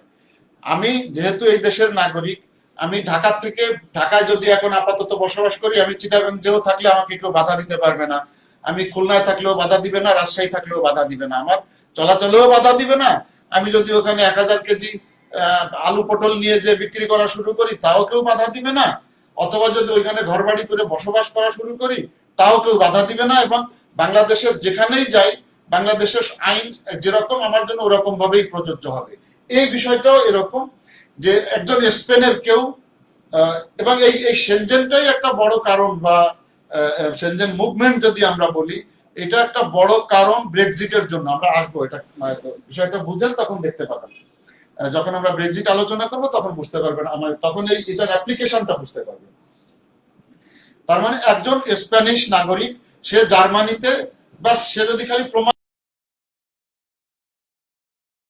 ভুক্ত কোনো একটা দেশের মানুষ, তার মানে তার যদি একটা ন্যাশনাল আইডি কার্ড থাকে, অথবা যদি তার পাসপোর্ট থাকে, অথবা যদি তার ড্রাইভিং লাইসেন্স থাকে, অথবা যদি তার কোনো অফিসিয়াল আইডেন্টিটি কার্ড থাকে যে অমুক জায়গায় চাকরি করে, সেখানে তার ন্যাশনালিটি লেখা আছে, স্কুলের যদি কোনো ছাত্র থাকে তার স্কুলের আইডেন্টিটি কার্ড থাকে, যে কোনো একটা প্রমাণ যদি সে দেখাইতে পারে, তাহলে ওই দেশে তাকে যেতে দেওয়া হবে। কোনো ভিসারও দরকার নেই, কোনো কিছুরও দরকার নেই। ধরেন স্পেনের একজন লোক জার্মানিতে চলে গেল, জার্মানিতে গিয়ে, মানে ইউরোপিয়ান ইকোনমিক কমিউনিটিভুক্ত যে কোনো দেশে যেতে পারে, যাই হোক, জার্মানিতে যে সে একজন ওইখানে যে সে বসবাস করা, চাকরি করা, তার জন্য কোনো নতুন পারমিশনও নিতে হবে না, কিছুই নিতে হবে। এই স্প্যানিশ লোকটা জার্মানিতে গিয়ে ঠিক সেভাবে বসবাস করতে পারবে, সমানভাবে অধিকার সে পাবে, তার কোনো অধিকারে হস্তক্ষেপ করা হবে না। এটাই হলো সেনজেনের একটা বড় বিষয়টা এখানে ছিল। ইনিশিয়ালি এটা সই করে আপনার 5টা দেশ: ফ্রান্স, জার্মানি, বেলজিয়াম, লুক্সেমবার্গ এবং নেদারল্যান্ডস। ফ্রান্স, জার্মানি, 5টা দেশ ইনিশিয়ালি সই করে, Belgium, Luxembourg, Netherlands. Belgium, Netherlands, একটা লুক্সেমবার্গ। ইটালি এখানে ছিল না।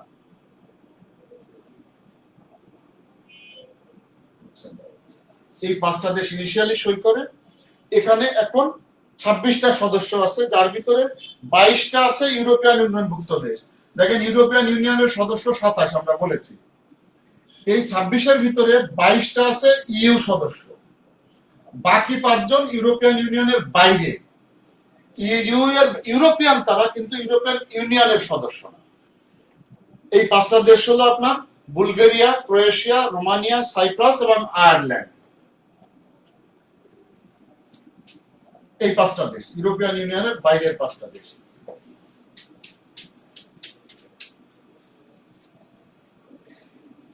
ইউরোপিয়ান ইউনিয়নের 27টা থেকে এই যে 5টা দেশ, এরা সেনজেনের অন্তর্ভুক্ত না। তার মানে এখানে যদি যেতে হবে তাহলে তাকে ভিসা নিয়ে যেতে হবে।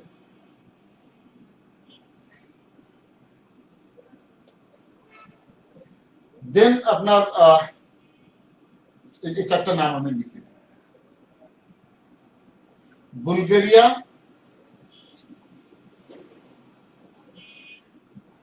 ক্রোয়েশিয়া,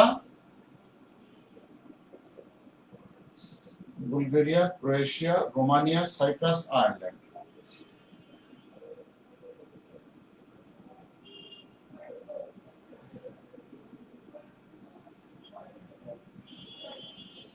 সাতাশটা দেশ ইউরোপিয়ান ইউনিয়নের, এই 5টা দেশ অন্তর্ভুক্ত না সেনজেনের। তার মানে যদিও এরা ইউরোপিয়ান ইউনিয়নের মেম্বার, কিন্তু যদি তাদেরকে এই দেশে যেতে হয় অন্য কাউকে, তো নিয়ম অনুযায়ী তাকে ভিসা নিয়ে যেতে হবে। কেউ যদি একজন স্প্যানিশ লোক জার্মানিতে যায়, তার ভিসা নিতে হবে না, যেহেতু এটা লুক্সেমবার্গ, আপনার সেনজেনের অংশ।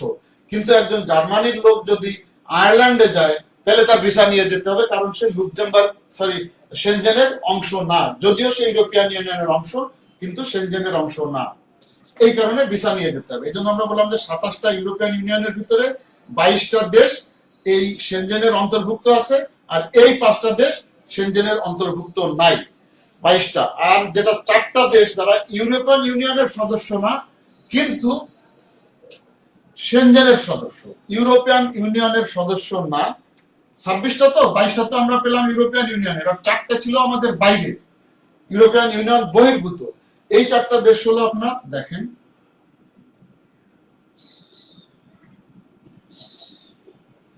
আইসল্যান্ড, লিechtenstein,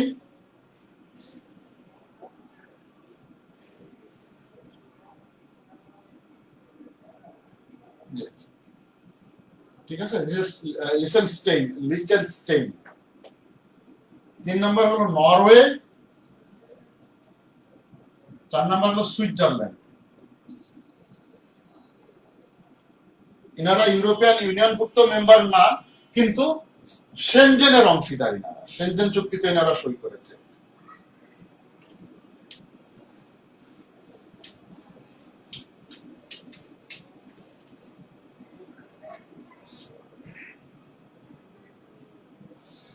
আমরা এখন অর্গানাইজেশন গুলো একটু আলাপ করি। ইউরোপীয় পার্লামেন্ট আমরা শুরুতে বলেছিলাম যে European parliament,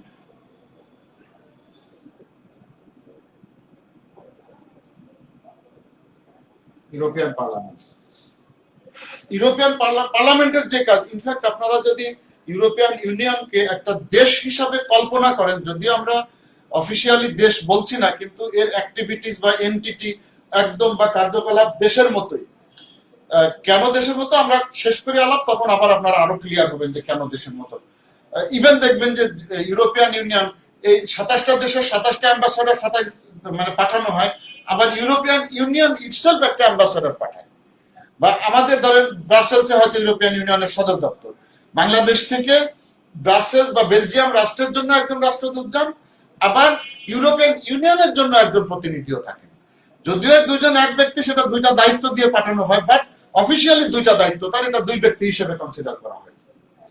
so European parliament, এদের কাজ, পার্লামেন্টের যে কাজ সেই কাজ, এদের লেজিসলেশন, তারপরে আপনার টোটাল সুপারভাইজারি কাজ বা ল মেকিং বডি, যদি আমরা ল মেকিং বা budgetary responsibility, budget, law making সবকিছু পার্লামেন্ট থেকেই ফাইনাল হয়ে থাকে বা পার্লামেন্ট থেকেই ডিসিশন হয়ে থাকে।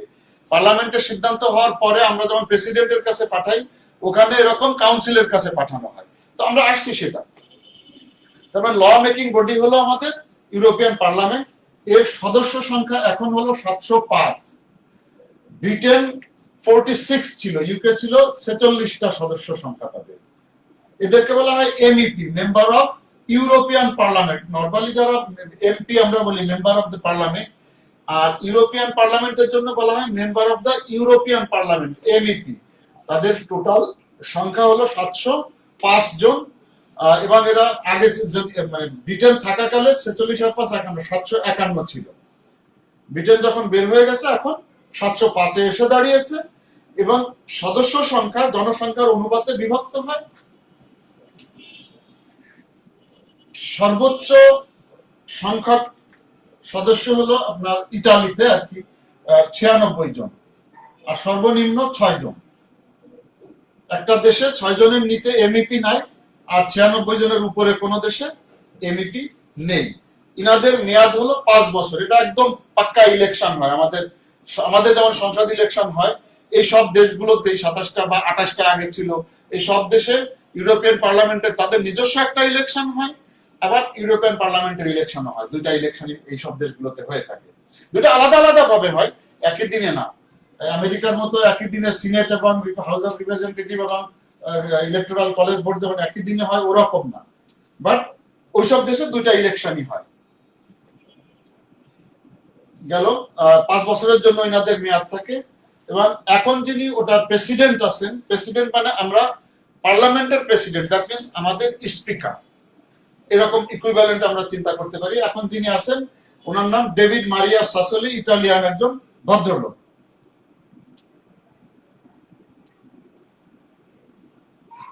ডেভিড মারিয়া সাসোলি।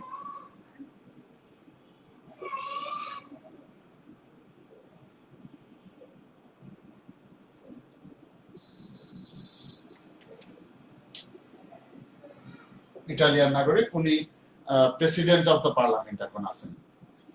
প্রেসিডেন্ট পার্লামেন্টের মানে স্পিকার বা পার্লামেন্টের প্রেসিডেন্ট, স্পিকার তো আমি বোঝানোর জন্য বলেছি, in fact owner designation of president of the parliament, president.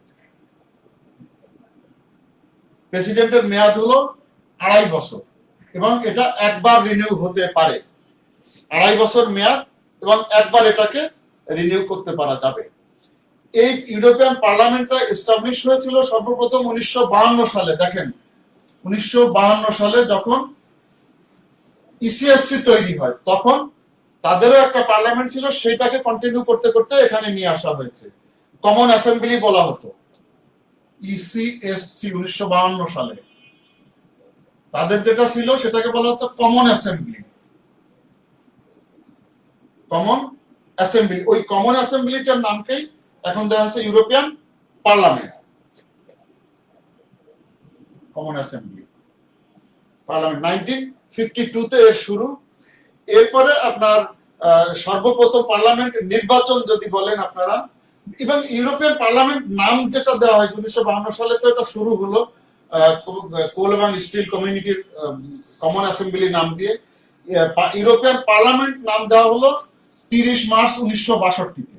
30 March 1962 তে পার্লামেন্ট নাম দেওয়া হলো এটাকে।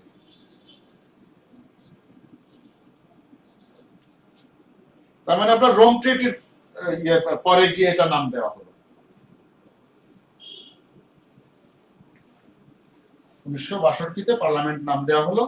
প্রথম ইলেকশন হলো এমইপি ইলেকশন, প্রথম আপনার 1979 এর কত 10 জুন 1979 প্রথম এই পার্লামেন্ট নির্বাচন হলো। এটা সদর দপ্তর এখন স্বাভাবিকভাবেই ব্রাসেলসে। এর আগে এক সময় ছিল ফ্রান্সে, এক সময় লুক্সেমবার্গেও ছিল, এখন এটা বেলজিয়ামে। পৃথিবীর ভিতরে সবচেয়ে বড় পার্লামেন্ট হলো সদস্য সংখ্যার দিক দিয়ে ভারতে। সবচেয়ে বড় পার্লামেন্ট ভারতে, তাদের 788 জন টোটাল সদস্য আছে আপনার রাজ্যসভা এবং লোকসভা মিলে। লোকসভায় আছে বোধহয় 543 জন আর রাজ্যসভায় আছে 245 জন, মিলে 788 জন আছে। আর ইউরোপিয়ান ইউনিয়ন হলো এই সংখ্যার দিক দিয়ে দ্বিতীয় বৃহত্তম পার্লামেন্ট। এখানে 751 ছিল, এখন চলে আসছে 705 এ। স্টিল এটা সেকেন্ড পজিশন হোল্ড করে সদস্য সংখ্যার দিক দিয়ে ভারতের পরে। আমেরিকাতেও তো এত নাই, দুইটা সঙ্গে মিলে 100 প্লাস 435 538 সর্বোচ্চ বা এরকম আছে, কিন্তু এখানে দ্বিতীয় বৃহত্তম এটাকে বলা হয়। এটা গেল আপনার ইউরোপিয়ান পার্লামেন্ট। এখন আমরা আসবো ইউরোপিয়ান কমিশন। কমিশন বলতে আমরা এক ধরনের সচিবালয় বা মিনিস্ট্রি বলতে পারি, ওই সেলসের উপরে গিয়ে সচিবালয় বলতে পারি আমরা। এটার কাজ হলো ইউরোপিয়ান ইউনিয়ন যে মানে তার এক্সিকিউটিভ ব্রাঞ্চ হিসাবে কাজ করে। ইউরোপিয়ান কমিশন এটাই হলো এক্সিকিউটিভ ব্রাঞ্চ ইউরোপিয়ান ইউনিয়নের। আসলে আমরা যখন ইউরোপিয়ান ইউনিয়নের সাথে কাজ করি তখন এই কমিশনের সাথেই কাজ করি। আমরা কমনলি যখন ইউরোপিয়ান ইউনিয়ন বোঝাই ব্রাসেলসে, সেটা হলো এইটাই permanent executive branch, your executive branch. এবং এরাই যে কোনো ধরনের ল প্রপোজ করে থাকে, যে কোনো ধরনের লেজিসলেশন প্রপোজও করে তারা পার্লামেন্টে, এবং যখন পাস হয়ে আসে আইন হিসাবে এটা গৃহীত হয় তখন এটা ইমপ্লিমেন্টও করে তারা। ইউর বাজেট যেটা পার্লামেন্ট থেকে পাস হয় সেটা ইমপ্লিমেন্ট করে এই কমিশন। তারপরে যে কোনো ধরনের নেগোসিয়েশন, অন্য কোনো, এই যে ব্রেক্সিটের নেগোসিয়েশন এই ইউরোপিয়ান কমিশনই করেছে। কোনো দেশের সাথে যদি চুক্তি করতে হয় আদার দ্যান ইউরোপ বা অন্য ইউরোপিয়ান ইউনিয়নের বাইরে, সেটাও এইটাই চুক্তিটা নেগোসিয়েট করে থাকে ইউরোপিয়ান কমিশন। সুতরাং এটা হলো এক্সিকিউটিভ ব্রাঞ্চ। এদের মেম্বার হলো বা এটা টিম অফ কলেজ, যেমন আমেরিকাতে বলা হয় ইলেকটোরাল কলেজ, একই রকম এদেরকেও কলেজ অফ কমিশনার্স বলা হয়ে থাকে। প্রত্যেক দেশ থেকে, ইউরোপিয়ান ইউনিয়ন ভুক্ত প্রত্যেকটা সদস্য দেশ থেকে একজন করে কমিশনার পাঠানো হয়। সাধারণত এরা পলিটিশিয়ান হয়ে থাকে, হয় পলিটিশিয়ান অথবা সরকারের অতি উচ্চ পর্যায়ের সরকারি কোনো কর্মকর্তাও হতে পারে, যাকে সরকার বিবেচনা মনে করে তাকে দিয়ে থাকে। নর্মালি বেশিরভাগ ক্ষেত্রে পলিটিশিয়ান হয়, বাট যে কেউই হতে পারে। প্রত্যেক দেশ থেকে একজন করে পাঠানো হয়, এনাদেরকে বলা হয়, যেহেতু কমিশনে যায় ইনাদেরকে কমিশনার বলা হয়। এই কমিশনারদের ভিতর থেকে একটা নির্বাচন হয়ে 5 বছরের জন্য একজন প্রেসিডেন্ট নির্বাচিত হন। কমিশনেরও একজন প্রেসিডেন্ট আছেন, ইনি 5 বছরের জন্য নির্বাচিত হয়ে থাকেন। এখন যিনি আছেন উনি জার্মানির একজন ভদ্র মহিলা, উর্সুলা, আমি নামটা লিখে দিচ্ছি, উর্সুলা ভন ডার লেয়েন। আমিও ভাই না দেখে লিখতে পারি না বানানগুলো, বাট আপনাদের তো লিখতে হবে না, আপনারা মনে রাখলেই চলবে, যেহেতু আপনারা তো দিবেন টিক চিহ্ন বা গোল চিহ্ন। উর্সুলা ভন ডার লেয়েন, ইনি জার্মান ভদ্র মহিলা, উনি এখন ওখানে ইউরোপিয়ান কমিশনের প্রেসিডেন্ট হিসাবে আছেন। এটারও সদর দপ্তর হলো বেলজিয়ামে। সবকিছু ইনফ্যাক্ট সবকিছু এখন বেলজিয়ামে, না বললেও আপনারা মনে করে নিন এটা বেলজিয়ামেই আছে। এটা 1958-এ এস্টাবলিশ হয়, 1958 সালে প্রথম। ওই যে উপরের আপনারা জানেন, আমরা যখন ইউরোপিয়ান ইউনিয়নের জন্মের ইতিহাস দেখছিলাম সেখানে দেখেন পেয়ে যাবেন এটা। 1957-এ যখন রোম ট্রিটি হলো, 58-এ যেটা কার্যকর, সেই রোম ট্রিটির ভিত্তিতে দেখেন এখানে ওই সময় থেকেই এই কমিশনটা তখনও ছিল।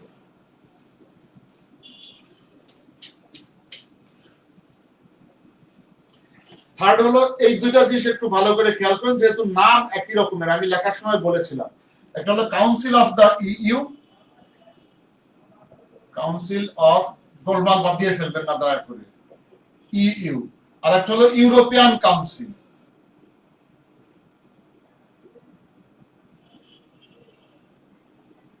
নরমালি যদি কেউ কাউন্সিল বলে ইউরোপিয়ান ইউনিয়নের ক্ষেত্রে শুধু কাউন্সিল মিন করে, তাহলে সবাই এটাকে মিন করে থাকে। কাউন্সিল মিন করার অর্থ এটাকে মিন করা, এটা না। দুটো নামের সাথেই কাউন্সিল আছে, একটা শুরুতে একটা শেষে। তো যাই হোক, ওভারঅল যদি বলা আমি কাউন্সিলে যাচ্ছি, দ্যাট মিন্স এই কাউন্সিলকে মিন করা হয়ে থাকে। এটা হলো ইনফ্যাক্ট মন্ত্রী কাউন্সিল অফ মিনিস্টার্স আপনি বলতে পারেন এই জিনিসটাকে। প্রত্যেক দেশের সংশ্লিষ্ট মন্ত্রীরাই এটা সদস্য। ধরেন ল বিষয়ক যদি কোনো কাউন্সিল হয়, সেখানে এই সব দেশের ল যে মন্ত্রী দেখেন ওই মন্ত্রীদের সম্মেলন এটা। যদি আপনি ধরেন ট্রেড বিষয়ক কিছু আসে, তাহলে সমস্ত দেশগুলোর ট্রেড মিনিস্টাররা এক জায়গায় হবে, এটা ট্রেড, তাদের এই council of the EU on trade এই ধরনের নাম দেওয়া হয়। মানে সংশ্লিষ্ট দেশের সংশ্লিষ্ট মন্ত্রী একমাত্র এটার সদস্য হবেন। এরা যে কোনো আইন, ওই সংশ্লিষ্ট আইনগুলা ইনারা নেগোশিয়েট করবেন, ইউরোপিয়ান ইউনিয়নের যদি কোনো ল হয়।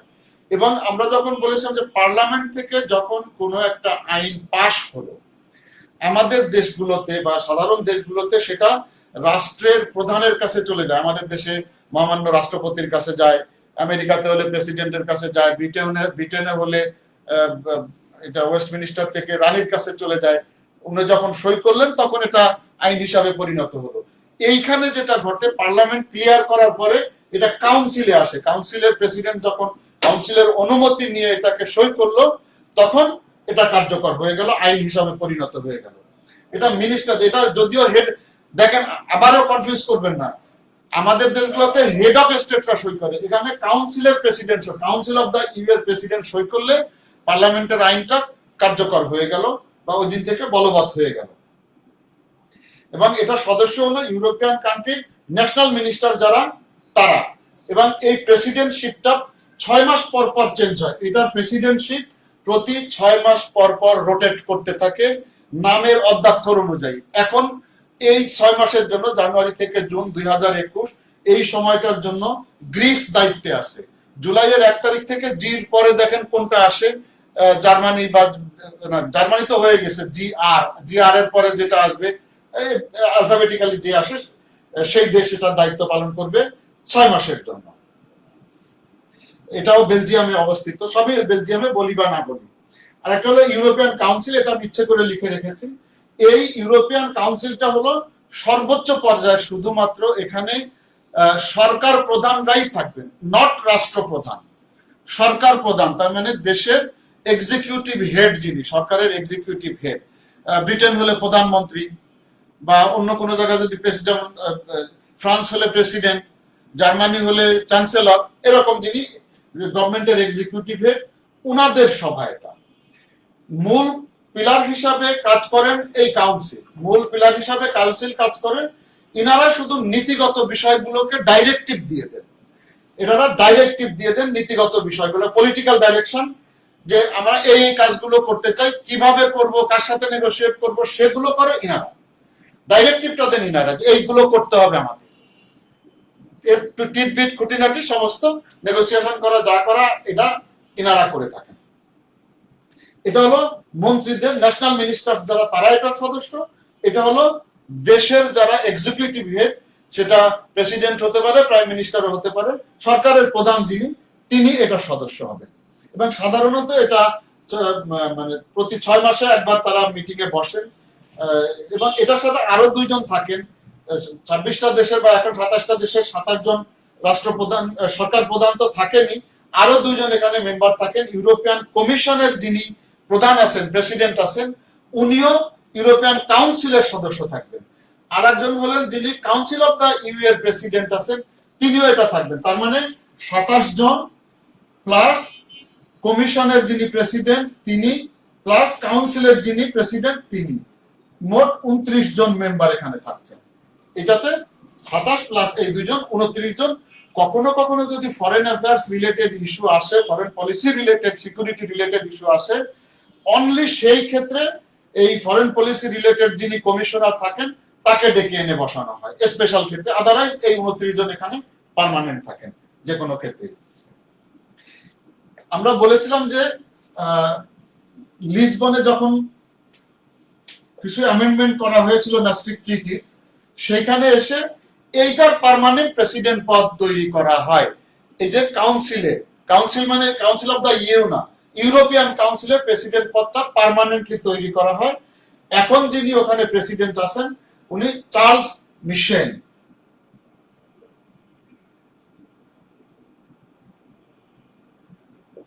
চার্লস মিশেল ভদ্রলোক একজন বেলজিয়ান নাগরিক, বেলজিয়াম সিটিজেন। এই ভদ্রলোক এখন ওখানকার প্রেসিডেন্ট আছে এবং এইটারও টার্ম হলো 2.5 বছর করে, একবার রিনিউ করা যাবে।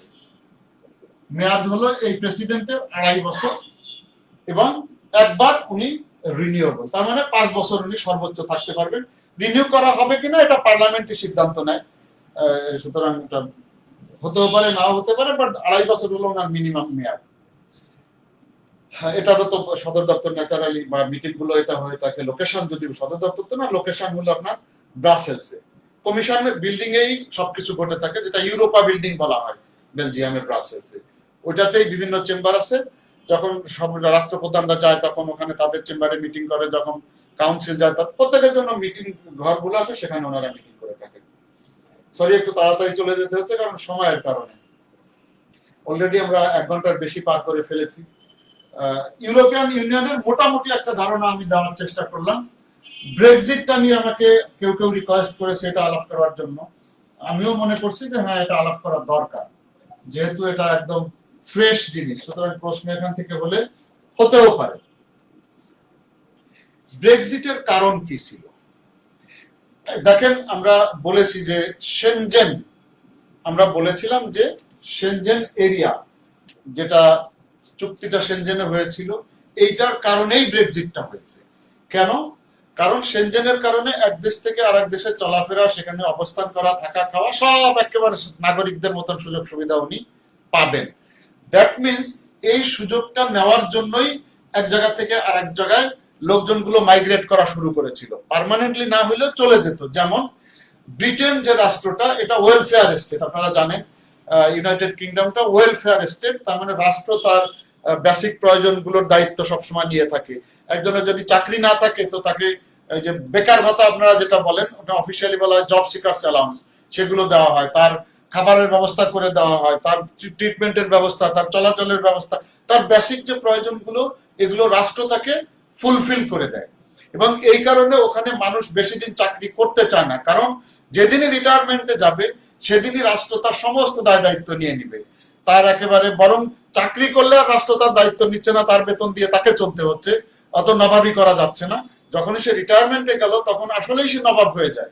প্রত্যেকদিন যে তার বিছানার, তার যদি থাকার বাড়ি থাকে তো সে বাড়িতে, না হলে যদি সে সরকার যদি কারো বাড়ি নাই তো তার জন্য সরকার থাকার ব্যবস্থা করে দেয়, সেখানে তার নার্সিং এর জন্য, তার দেখাশোনা করার জন্য আয়া বলেন বা যাই বলেন একজন লোক তার জন্য ঠিক করে দেওয়া হয়, তার চিকিৎসা ফ্রি করে সবকিছু করে দেওয়া হয়। সকালবেলায় গিয়ে যে লোকটা তাকে দেওয়া হয় সে তার বিছানা চেঞ্জ করে দিয়ে আসছে, তার নাস্তা রেডি করে দিয়ে আসছে, সবকিছু করে দিয়ে আসছে। তার মানে রিটায়ারমেন্টের পরে সে নবাব, ইভেন তাকে বিকেল বেলা বেড়াতে নিয়ে যাওয়া হচ্ছে, তা এই লোকগুলাই সরকার কর্তৃক প্রদত্ত লোকগুলোই নিয়ে যাচ্ছে। ওয়েলফেয়ার স্টেট আমি ছিলাম বলে আমি জানি, লন্ডনে পোস্টেড ছিলাম আমি এক সময়, এই জন্য আমি দেখেছি, এই জন্য বললাম আপনাদেরকে। এনিওয়ে, এই সুযোগ সুবিধাটা নেওয়ার জন্য ইউরোপের অন্যান্য দেশ থেকে, ইভেন স্পেন থেকে বা আশেপাশের ইস্ট ইউরোপের দেশ থেকে, রোমানিয়া বা পোল্যান্ড বা এই যে ফর্মার রাশিয়ান ব্লকের লোক যারা, এরা তো গেছেই। ইভেন স্পেন থেকেও চলে আসতো, পর্তুগাল থেকেও চলে আসতো, যেহেতু ওখানে কাজের অত বেশি সুবিধা ছিল না বা থাকে না, অত বেশি থাকে না যত সুবিধা ব্রিটেনে পাওয়া যায়।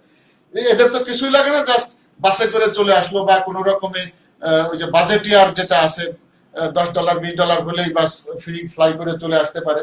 এসে নামলো, তার তো ভিসা লাগছে না, কিচ্ছু লাগছে না, এসেই সরকারের একটা প্রতিষ্ঠান কাউন্সিল বলে তারা ইউকেতে, কাউন্সিলে গিয়ে এসে নাম লিখিয়ে বলবে যে ভাই আমি তো চলে আসছি, আমি থাকবো, তো আমাকে ব্যবস্থা করে দাও।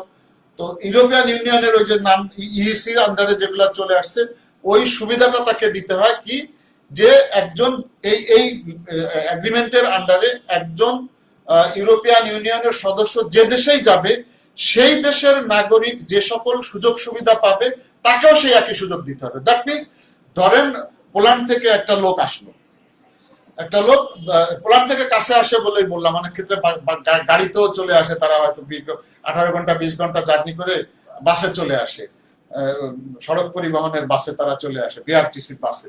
তো যাই হোক, এসে তারা যখন কোথাও ঢুকে কাউন্সিলে রিপোর্ট করলো একজন পোল্যান্ডের মানুষ, সাথে সাথে তাকে থাকার একটা জায়গা সরকার দিয়ে দিবে, ব্রিটিশ সরকার। যেহেতু এই একই সুযোগ একজন ব্রিটিশ নাগরিক ব্রিটিশ মাটিতে পায়, এই জন্য ওই ইউরোপিয়ান ইউনিয়ন সদস্যভুক্ত দেশ যখন ব্রিটেনে আসলো, এই লোককেও ব্রিটিশরা একই সুযোগ সুবিধা দেয়। তার থাকার ব্যবস্থা, তার চাকরি, যতদিন চাকরি দিতে না পারছে ততদিন তাকে জব সিকার্স অ্যালাউন্স, যেটাকে বেকার ভাতা বলা আছে, সেগুলো দেওয়া হচ্ছে। অন্যান্য বেসিক নিডস গুলো সরকার তাকে ফুলফিল করছে। সো এই সুবিধাটা নেওয়ার জন্য এই বিভিন্ন জায়গা থেকে প্রায় 3 মিলিয়ন লোক ইউরোপিয়ান ইউনিয়নের বিভিন্ন জায়গা থেকে, 3 মিলিয়ন ইউরোপিয়ান ইউনিয়নের বিভিন্ন কান্ট্রি থেকে 3 মিলিয়নের মতো লোক ইউকেতে চলে আসে। তার মানে ব্রিটিশ নাগরিকদের ট্যাক্সের পয়সায় এই 3 মিলিয়ন মানুষকে লালন পালন করতে হচ্ছে, হিউজ ইনভলভমেন্ট। এবং এইটার কারণে ব্রিটিশরা স্বাভাবিকভাবে, যে আমার টাকা সে অখুশি হয়েছে, আমি সংক্ষেপে বলা ছাড়া আমার উপায় নেই, নাহলে হয়তো আরো উদাহরণ দিতাম। সো এরা এসে ব্রিটিশ মার্কেটে এসে ব্রিটিশদের জব তারা হোল্ড ধরে বসে থাকতেছে, জব মার্কেট এমনিও এক্সকিউজ হয়ে আসছে। তারপরে আপনার 2007-8-9 এই সময় গিয়ে রিসেশন হলো, সেই রিসেশনের কারণে ব্রিটিশদের অবস্থা টালমাটাল হয়ে গেছে। দেন এরা এসে বিভিন্ন ক্রাইমের সাথে জড়িত হয়ে যায়। তো ব্রিটেনের পুলিশের জন্য, ব্রিটেনের মানুষের জন্য এটা আরেকটা রিস্কি জায়গা এরা তৈরি করে ফেলে, এবং বিভিন্ন অবৈধ ব্যবসাগুলা এরা তো করতে থাকে, ড্রাগ সহ অন্যান্য অবৈধ ব্যবসাগুলা এদের কেউ করে থাকে।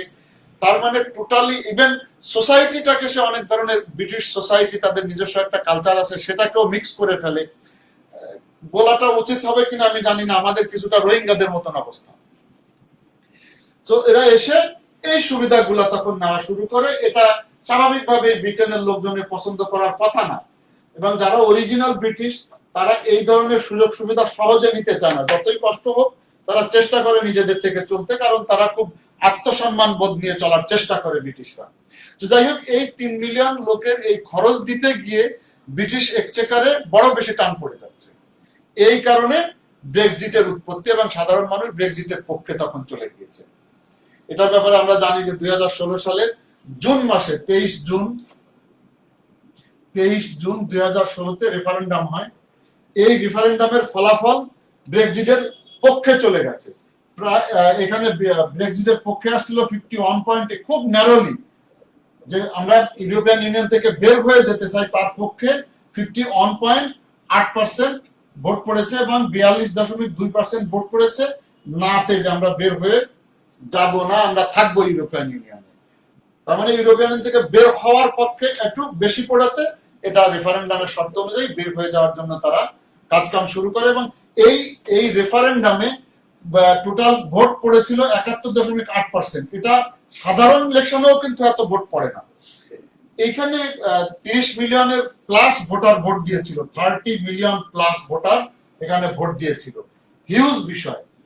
এখানে আরেকটা স্ট্যাটিস্টিক্স দেওয়া একটু জরুরি, তাহলে আমাদের এই ব্রেক্সিটের যে কুফল বা রিস্ক সেটা বুঝতে সুবিধা হতে পারে। আপনারা এটা নোট নিয়ে রাখতে পারেন। যেমন 4টা স্টেট ওখানে আছে। ইংল্যান্ডে যে ভোট পড়েছিল, ইংলিশরা ভোট দিয়েছিল 53.4% ব্রেক্সিটের পক্ষে এবং 46.6% ব্রেক্সিটের বিপক্ষে। এটা একটা স্টেট। তার মানে বেশিরভাগ ইংল্যান্ডের বেশিরভাগ লোক চেয়েছে এটা আলাদা হয়ে যায়। আপনারা জানেন যে ইউকের নাম, আপনারা জানেন যে the United kingdom of great Britain and Northern Ireland, এটা হলো পুরো দেশটার নাম, যেখানে 4টা স্টেট আছে। তো একটা স্টেট হলো ইংল্যান্ড, আরেকটা হলো ওয়েলস। ওয়েলসের যে ভোটের পরিমাণ ছিল 52.5% ব্রেক্সিটের পক্ষে ছিল, আর 47 বাকি যেটা 47.5% এর বিপক্ষে ছিল। দ্যাট মিন্স আপনার ব্রেক্সিটের বিপক্ষে ছিল, তবে এটাও পক্ষে বেশি ছিল ওয়েলসের। স্কটল্যান্ডে এই দুইটা জায়গায় দেখেন, একটা হলো স্কটল্যান্ড।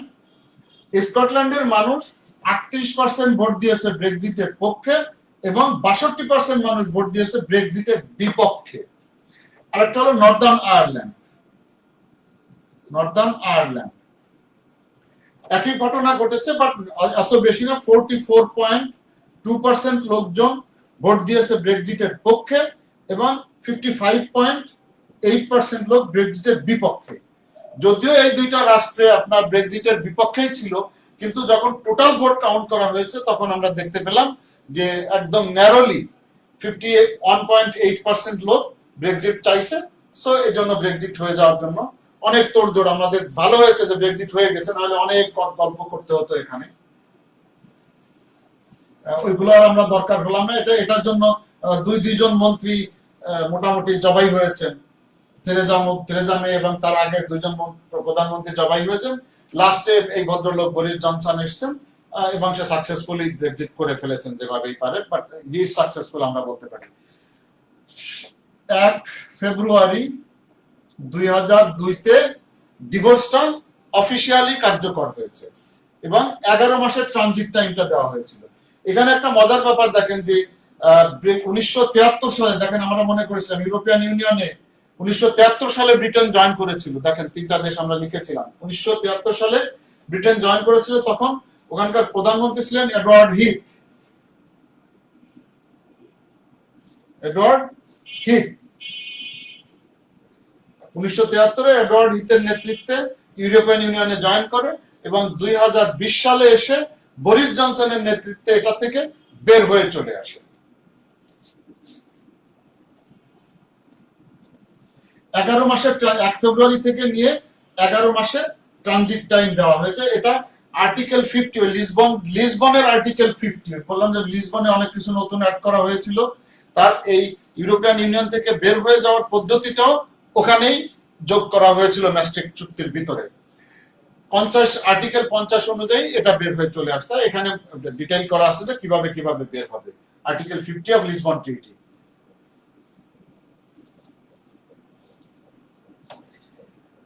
ধারণা করা হচ্ছিল যে এই 11 মাসের ট্রানজিশন পিরিয়ডের ভিতরে যদি কোনো ধরনের চুক্তি করা না যায় তাহলে চুক্তি ছাড়াই বের হয়ে আসতে হবে, এ ধরনের একটা ধারণা করা হচ্ছিল। বাট ফাইনালি আমাদের একটা চুক্তি হয়ে গেছে। চুক্তি না হলে হয়তো অন্য কাহিনী তখন ঘটতো, আবার নতুন করে ডিভোর্স কার্যকর হয়ে যেত, কিন্তু ডিভোর্সের অ্যালাম নাই, কি হবে অ্যালামানি কিভাবে দেয়া হবে সেটার জন্য আবার নতুন করে নতুন নতুন চুক্তি করা লাগতো। কিন্তু যেহেতু এই ট্রানজিশন পিরিয়ডের ভিতরেই একটা ডিলে তারা পৌঁছে গেছে, এই জন্য এই ব্রেক্সিটটাকে বলা হচ্ছে ডিল ব্রেক্সিট। যদি এটা 31 ডিসেম্বরের ভিতরে না করতে পারতো তাহলে নো ডিল ব্রেক্সিট হয়ে যেত। তখন প্রত্যেকটা বিষয়ের উপরে ইউরোপিয়ান ইউনিয়নের সাথে ব্রিটেনকে ইভেন মাছ ধরার বিষয় সেটার জন্য একটা চুক্তি করতে হইতো, ব্যবসা বাণিজ্যের জন্য একটা চুক্তি করতে হইতো, বা কাস্টমের জন্য প্রত্যেকটার একটা একটা করে চুক্তি করা লাগতো। তো সেটা আর করতে হয় নাই, তারা একটা এগ্রিমেন্টই করে ফেলেছে, যেটার নাম দেওয়া হয়েছে EU UK trade cooperation agreement, official নাম the EU UK trade cooperation agreement. যদিও ট্রেড বলতেছে, কিন্তু এর ভিতরে সবকিছুই আছে।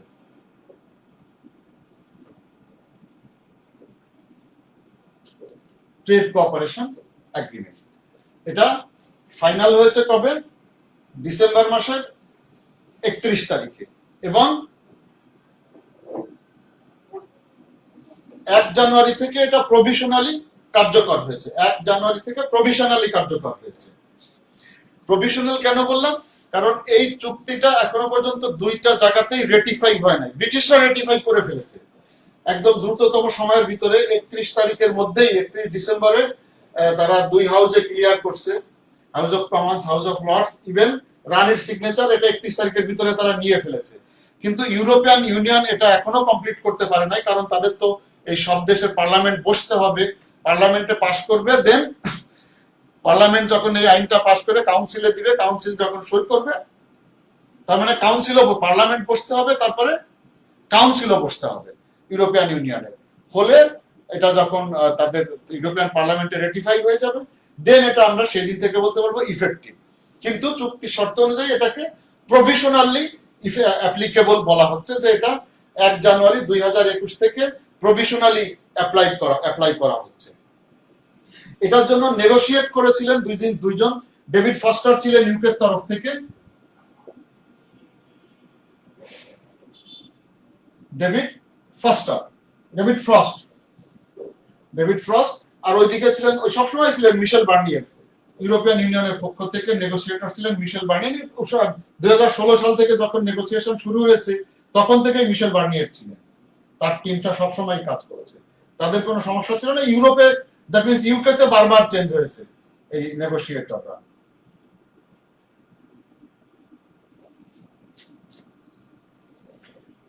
মিশেল বার্নিয়ার ফ্রান্সের পলিটিশিয়ান, এবং ওই ইউরোপিয়ান কমিশনের কমিশনার একজন।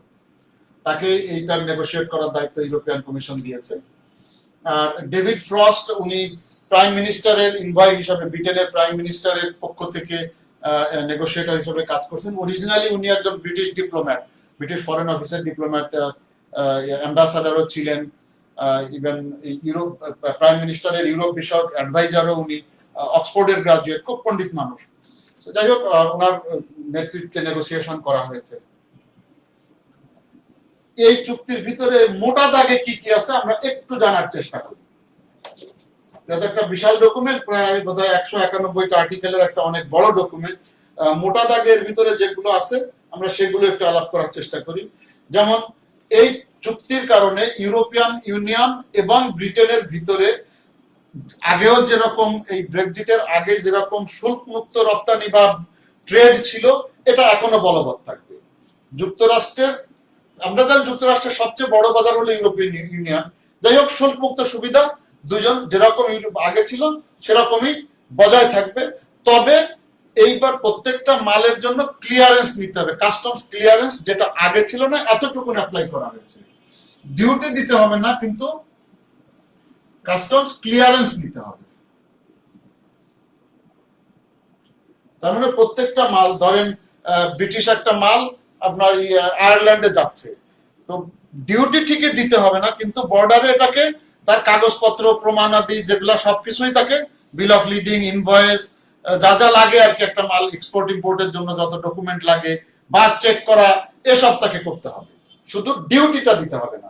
আগে এই কাস্টমস ক্লিয়ারেন্সও লাগতো না, বাস ট্রাকে ভরে নিয়ে চলে গেল, শেষ হয়ে গেল। কিন্তু এখন তাদের জন্য তো একটা ভার্চুয়াল বর্ডার তৈরি হয়ে গেল।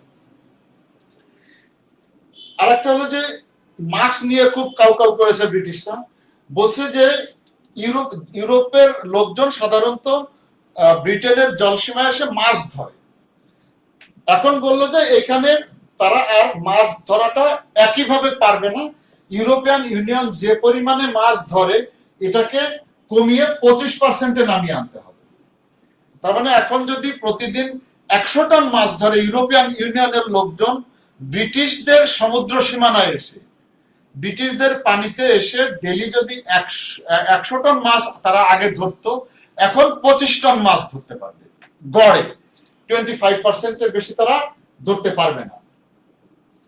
এবং এটার মেয়াদ থাকবে, এই ট্রানজিশন কালটা থাকবে 5.5 বছর। ইউরোপিয়ান ইউনিয়ন চেয়েছিল এটা 14 বছরের জন্য করা হোক, যে এটা 14 বছরের ভিতরে নামিয়ে আনা হবে, কিন্তু যাই হোক ফাইনাল নেগোসিয়েশনে এটা 5 বছর 5 ইয়ার্স 6 মান্থস করা হয়েছে। এই 6 মান্থস 5.5 বছরের ভিতরে এটা করে ফেলতে হবে এই মাছ ধরার বিষয়টা।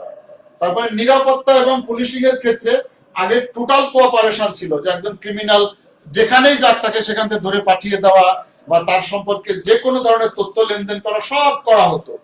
এখন বলছে যে মানে নিরাপত্তা বা পুলিশিং এর ক্ষেত্রে সহযোগিতা এক পক্ষ আর এক পক্ষকে করবে ঠিকই, কিন্তু ব্রিটিশরা কিছু কম সহযোগিতা ইউরোপিয়ান ইউনিয়নের কাছ থেকে পাবে। মূল বড় বড় যে জায়গাগুলোতে তারা পাবে সেটা হলো অর্গানাইজড ক্রাইম যদি করে, এই ধরনের বড় বড় ক্রাইম যদি হয়, তাহলেই তারা ইউরোপিয়ান ইউনিয়ন তাদেরকে তথ্য দিয়ে সাহায্য করবে।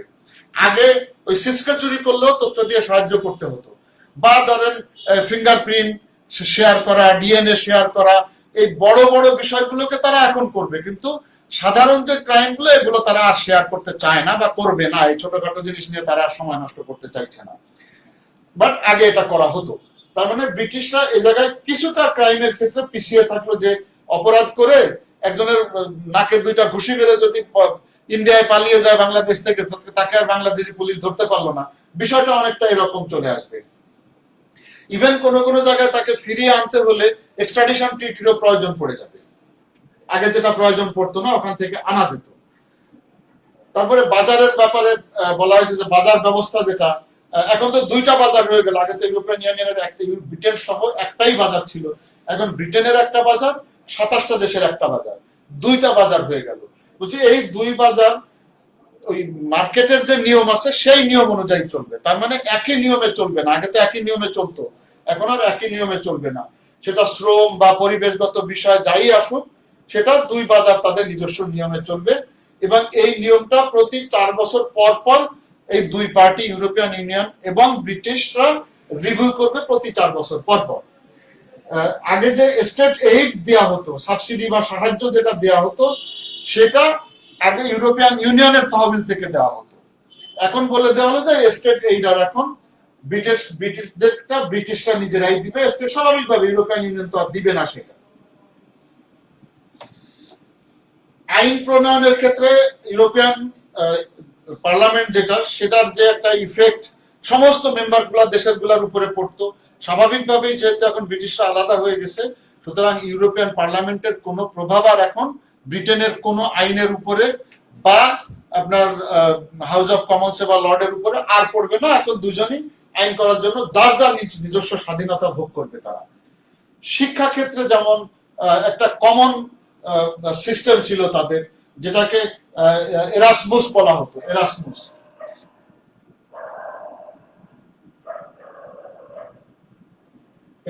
বলতে তার মানে এই যে কোনো ব্রিটেনের লোকজন যে স্পেনে পড়াশোনা করা, টেকনিক্যাল হোক যাই হোক, স্পেনের লোকজন ব্রিটেনে পড়াশোনা করে এবং এদের ইকুইভ্যালেন্স কোয়ালিটি সব সেম ধরে নেওয়া হতো। বা ধরেন রোমানিয়াতে যে রোমানিয়ার একজন লোক জার্মানিতে লেখাপড়া করলো, জার্মানির একজন লোক পোল্যান্ডে গিয়ে লেখাপড়া করলো, সব সেম কোয়ালিটি সেম ইকুইভ্যালেন্স সবকিছু ভিতরে নিয়ে আসা হতো।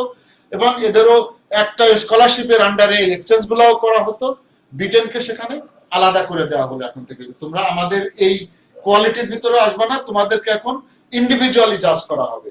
তোমারটার যে সার্টিফিকেট আগে ইউরোপিয়ান ইউনিয়নের স্ট্রেংথ পেত, এরাসমাসের ভিতরেও থাকবে না, এক্সচেঞ্জের ভিতরেও তোমাদেরকে আমরা রাখবো না।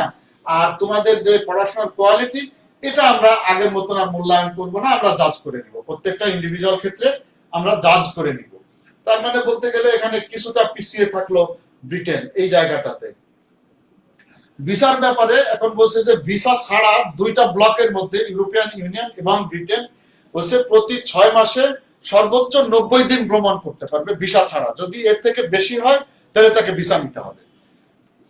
6 মাসের মধ্যে 90 দিন সর্বোচ্চ সে ভ্রমণ করতে পারবে। আর একটা হলো যে আগে যেমন গিয়ে এক দেশের থেকে আরেক দেশে গিয়ে পড়াশোনা, চাকরি বাকরি, স্থায়ীভাবে থাকা সব করতে হতো, কোনো কিছু তাকে আলাদা ফর্মালিটিস মেনটেন করতে হতো না, যে বাস ঢুকে পড়লেই যে কাউন্সিলে বললে একই রকম ট্রিট করা হতো। এখন বলছে যে সেটা করা হবে না।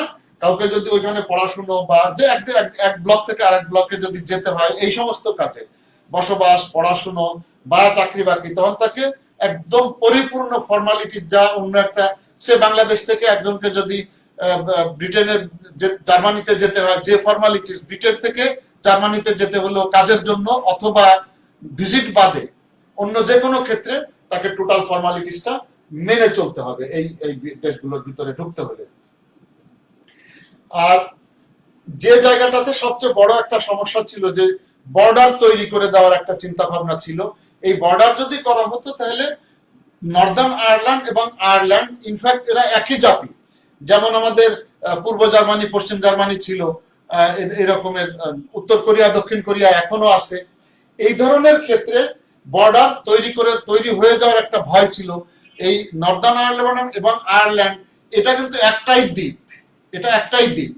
তো এনিওয়ে তারা তাদের কারণে ব্ল্যাক ফ্রাইডেতে টনি ব্লেয়ার থাকতে নর্দার্ন আয়ারল্যান্ডে সে এদের সাথে মিলে গেছে। এটা অনেক লম্বা কাহিনী আছে, আমরা ওদিকে আর যাচ্ছি না।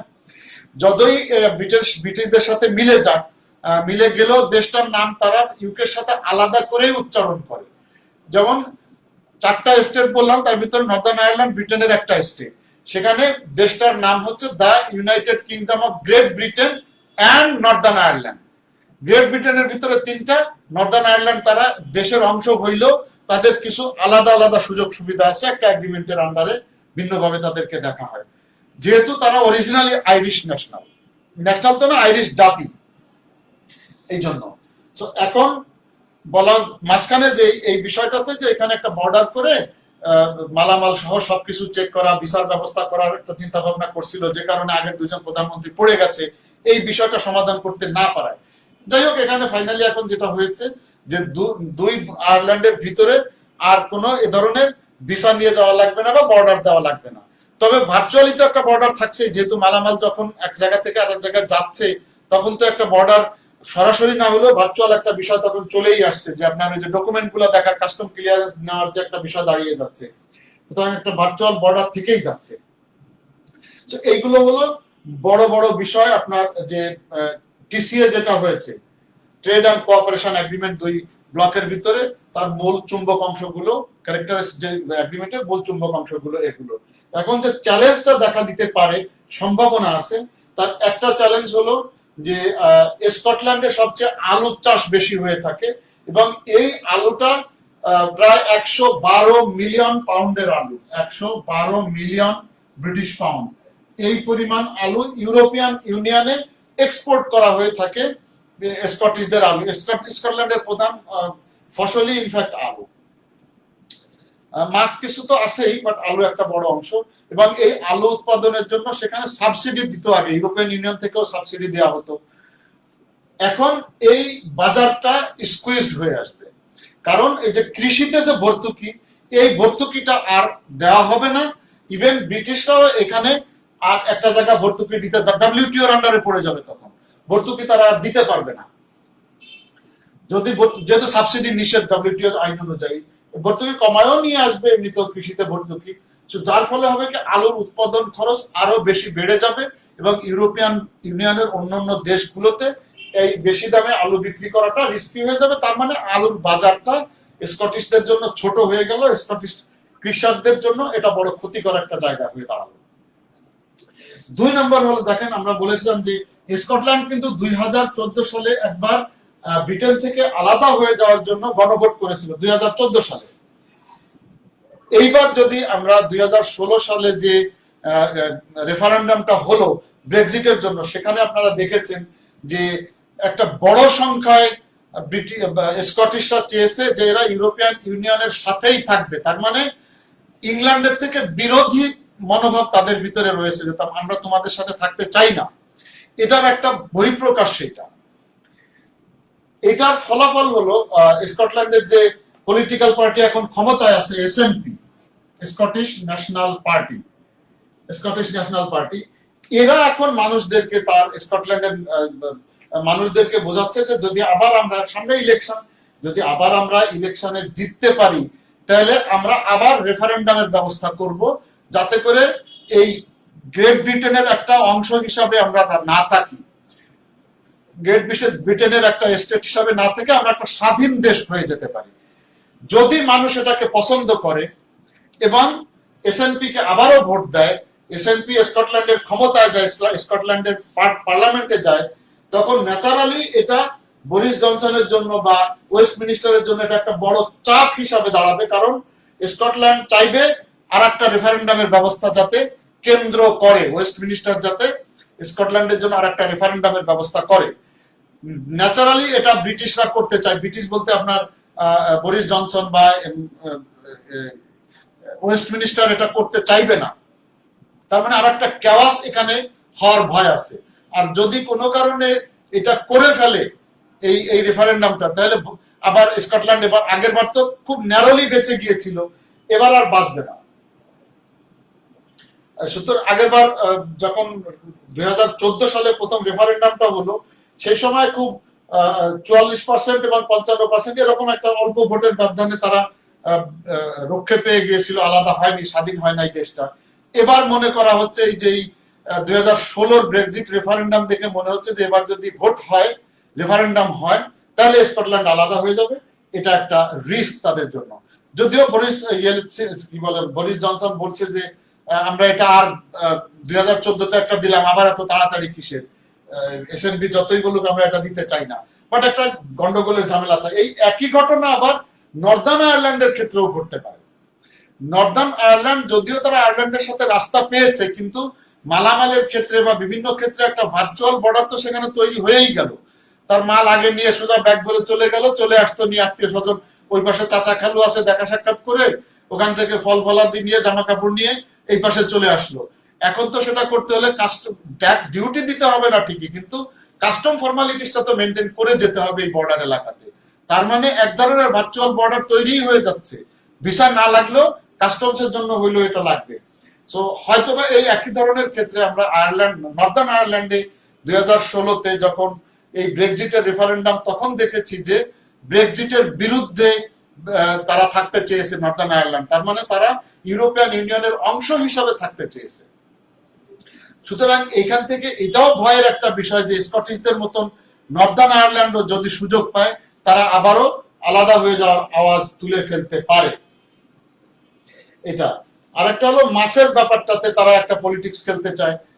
মাছ, ব্রিটেনে যে মাছটা ধরা পড়ে, এই মাছেরও যেমন আলু, স্কটল্যান্ডের আলু, এই ব্রিটেনের যুক্তরাজ্যের পুরো পানির সীমানাতে যে মাছ ধরা হয়, তো 3 দিক দিয়ে তো সাগর কন্যা বলা যেতে পারে, বলা হয় ব্রিটেনকে, তার সব দিকেই পানি, সাগর। এখানে যে মাছ ধরা পড়ে, এই মাছগুলো আবার ব্রিটিশরা খায়, এগুলা ইউরোপিয়ান ইউনিয়নে এক্সপোর্ট করা হয়। সেইখানে আবার আপনি কি করলেন, তাদেরকে মাছের ব্যাপারে এমবার্গো লাগিয়ে দিলেন 25%-এ। তার মানে এখন আপনার লোকাল মার্কেটেই বেশিরভাগ মাছ বিক্রি করতে হবে। সো মাছ যারা ধরছে, এই মাছের দাম পড়ে যাবে, মাছের বাজার কমে আসবে। সুতরাং জেলে যারা, ফিশারম্যান যারা, তাদেরও আর্থিক অনটন শুরু হয়ে যাওয়ার ভয় এখানে দেখা দিচ্ছে।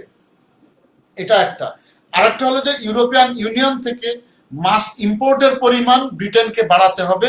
তার মানে এখানে ব্রিটেন এক্সপোর্ট কমতেছে মাছের, মাছের ইম্পোর্ট বাড়বে। কেন মাছের ইম্পোর্ট বাড়বে? এদের প্রশ্ন স্বাভাবিক যে এদের তো মাছ তখন বেশি থাকবে, তাহলে আবার ইম্পোর্ট করবে কেন? করার কারণ হলো এইটা, যে মাছ ব্রিটেনের সমুদ্র সীমায় ধরা পড়ে, এই মাছগুলো সাধারণত ব্রিটিশরা কম খায়। ব্রিটিশদের পছন্দের মাছ হলো কড ফিশ। আপনারা জানেন যে ব্রিটেনের খাবার বলতে তারা এক নম্বরে যেটা বোঝায় সেটা হলো ফিশ অ্যান্ড চিপস। একদম খুব জনপ্রিয় ব্রিটেনের খাবার, ট্র্যাডিশনাল, ব্রিটেনের ট্র্যাডিশনাল ফুড হলো ফিশ অ্যান্ড চিপস।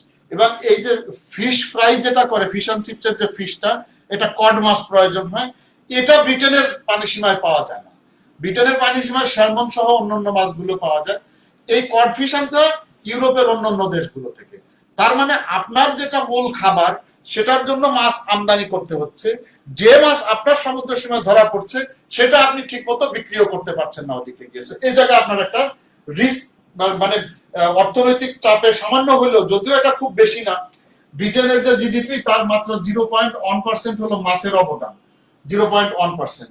তারপরেও একটা অংশ তো আছেই, সেটা একটা ছোট প্রেসারদের উপরে পড়বে।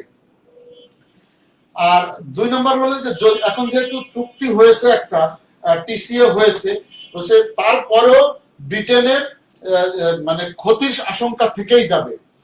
যদি চুক্তি না হতো তাহলে ব্রিটেনের অর্থনীতিতে 6% প্রভাব পড়তো, 6% ক্ষতি হতো, অর্থনীতি কমে আসতো 6%।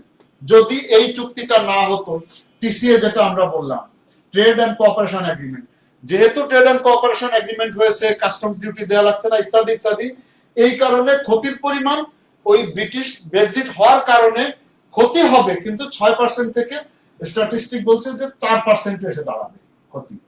তার মানে ক্ষতি কিছুটা কমলেও ক্ষতি থেকে যাচ্ছে। সো এইগুলা হলো ব্রিটেনের জন্য রিস্কের জায়গা বা চ্যালেঞ্জের জায়গা ব্রেক্সিট হয়ে যাওয়ার কারণে। সরি, আর তো মনে হয় অন্য কোনো ইস্যু আলাপ করার সুযোগ পাবো না। যদি আপনাদের রিলিভেন্ট কিছু থাকে আমি দেখি আলাপ করতে পারি কিনা। অলরেডি আপনাদের প্রায় 2 ঘন্টার কাছাকাছি সময় নিয়ে ফেলেছি। যদি কোনো প্রশ্ন থাকে ভাই জরুরি দেখতে পারেন। যারা সালাম দিয়েছেন সবাইকে ভাই ওয়ালাইকুম সালাম, শুভরাত্রি, যা যা বলেন সবার জন্য।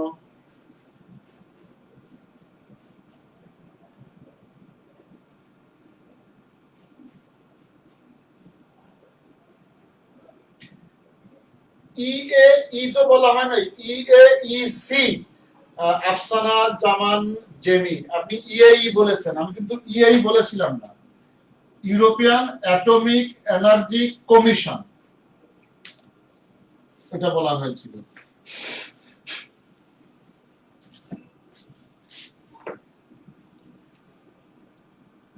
আচ্ছা, ওটা অনেকে রিপ্লাই দিয়ে দিয়েছে।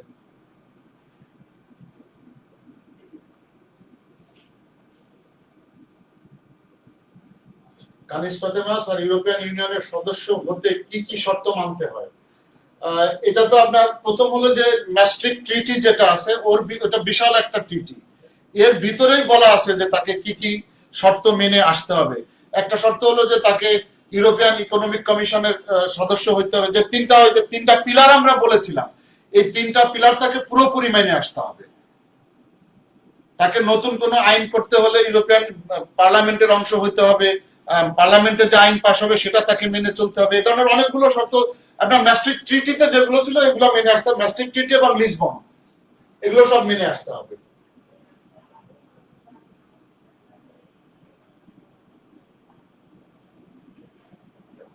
কমেন্ট যদি আপনারা আগে দিয়ে থাকেন, আমি তো আগে কখনোই দেখতে পাই না ভাই, আমাকে তো সবসময় এটা বলা আছে যে লেকচারের শেষে গিয়ে আমি কমেন্ট গুলো দেখবো।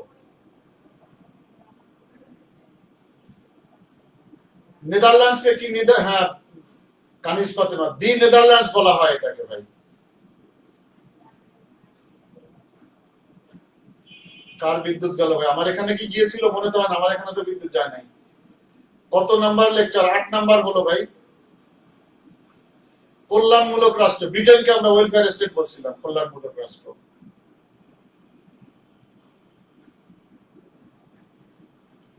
কানিস ফাতেমা স্যার, আজকে অনেক বিষয় ক্লিয়ার হলো, অনেক সময় নিয়ে ক্লাস নেওয়ার জন্য ধন্যবাদ। আপনাদের সবাইকে ধন্যবাদ, কানিস আপনাকেও ধন্যবাদ। ফারিয়া চৌধুরী, আজকের ক্লাস খুব ভালো লেগেছে, ধন্যবাদ। ভালো লাগলে তো ভাই আমি খুশি, ন্যাচারালি আপনাদের যদি ভালো লেগে থাকে আমারও সেটা ভালো লাগার একটা কারণ। বাট একটু দ্রুত যেতেই হয়েছে আমাকে সময়ের কারণে। দেখেন প্রায় 2 ঘন্টা সময় আপনাদের নিয়ে ফেলেছি। শুরুতে একটু টেকনিক্যাল সমস্যা আজকেও হচ্ছিল, আমরা সেট করতে করতে কিছুটা সময় চলে গেছে, একটা ভিন্ন পথে আমাকে আজকে আসতে হয়েছে আবারও। ঠিক আছে, আর কারো কোনো প্রশ্ন নাই? সবাই ভালো থাকেন, শুভরাত্রি। এই মাসে আর আপনাদের সাথে এই বিষয়ে দেখা হচ্ছে না। এই মাসে বোধ হয় 20 তারিখে শুধু ভাইবার আর একটা সেশন আমার যারা 40-এর ভাইবা দিতে যাবে তাদের সাথে আছে। ফের যদি আপনাদের সাথে আবার কখনো দেখা হয় ইনশাআল্লাহ হবে। রাস্তাঘাটে যখন কখনো যদি দেখা হয়, আমি হয়তো আপনাদেরকে চিনবো না, আপনারা যদি চিনেন ভালো লাগবে আমার। আমি গত সপ্তাহে ময়মনসিংহে গিয়েছিলাম একটা কাজে, তো সেখানে গিয়ে বেশ অনেক রাতে, প্রায় রাতে 10টার দিকে ভার্সিটির ভিতরে জব্বারের মোড়ে রেস্টুরেন্টে খাওয়ার জন্য গিয়েছি।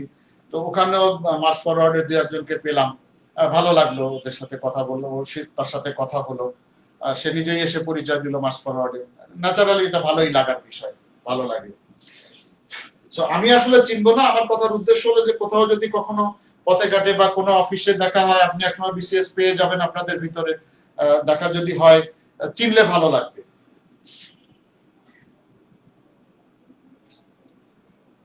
সবাইকে আবার সালাম আলাইকুম, ওয়ালাইকুম আসসালাম, এবং সবাইকে আবার শুভরাত্রি শেষ করে দিচ্ছি। আল্লাহ হাফেজ, ভালো থাকেন সবাই।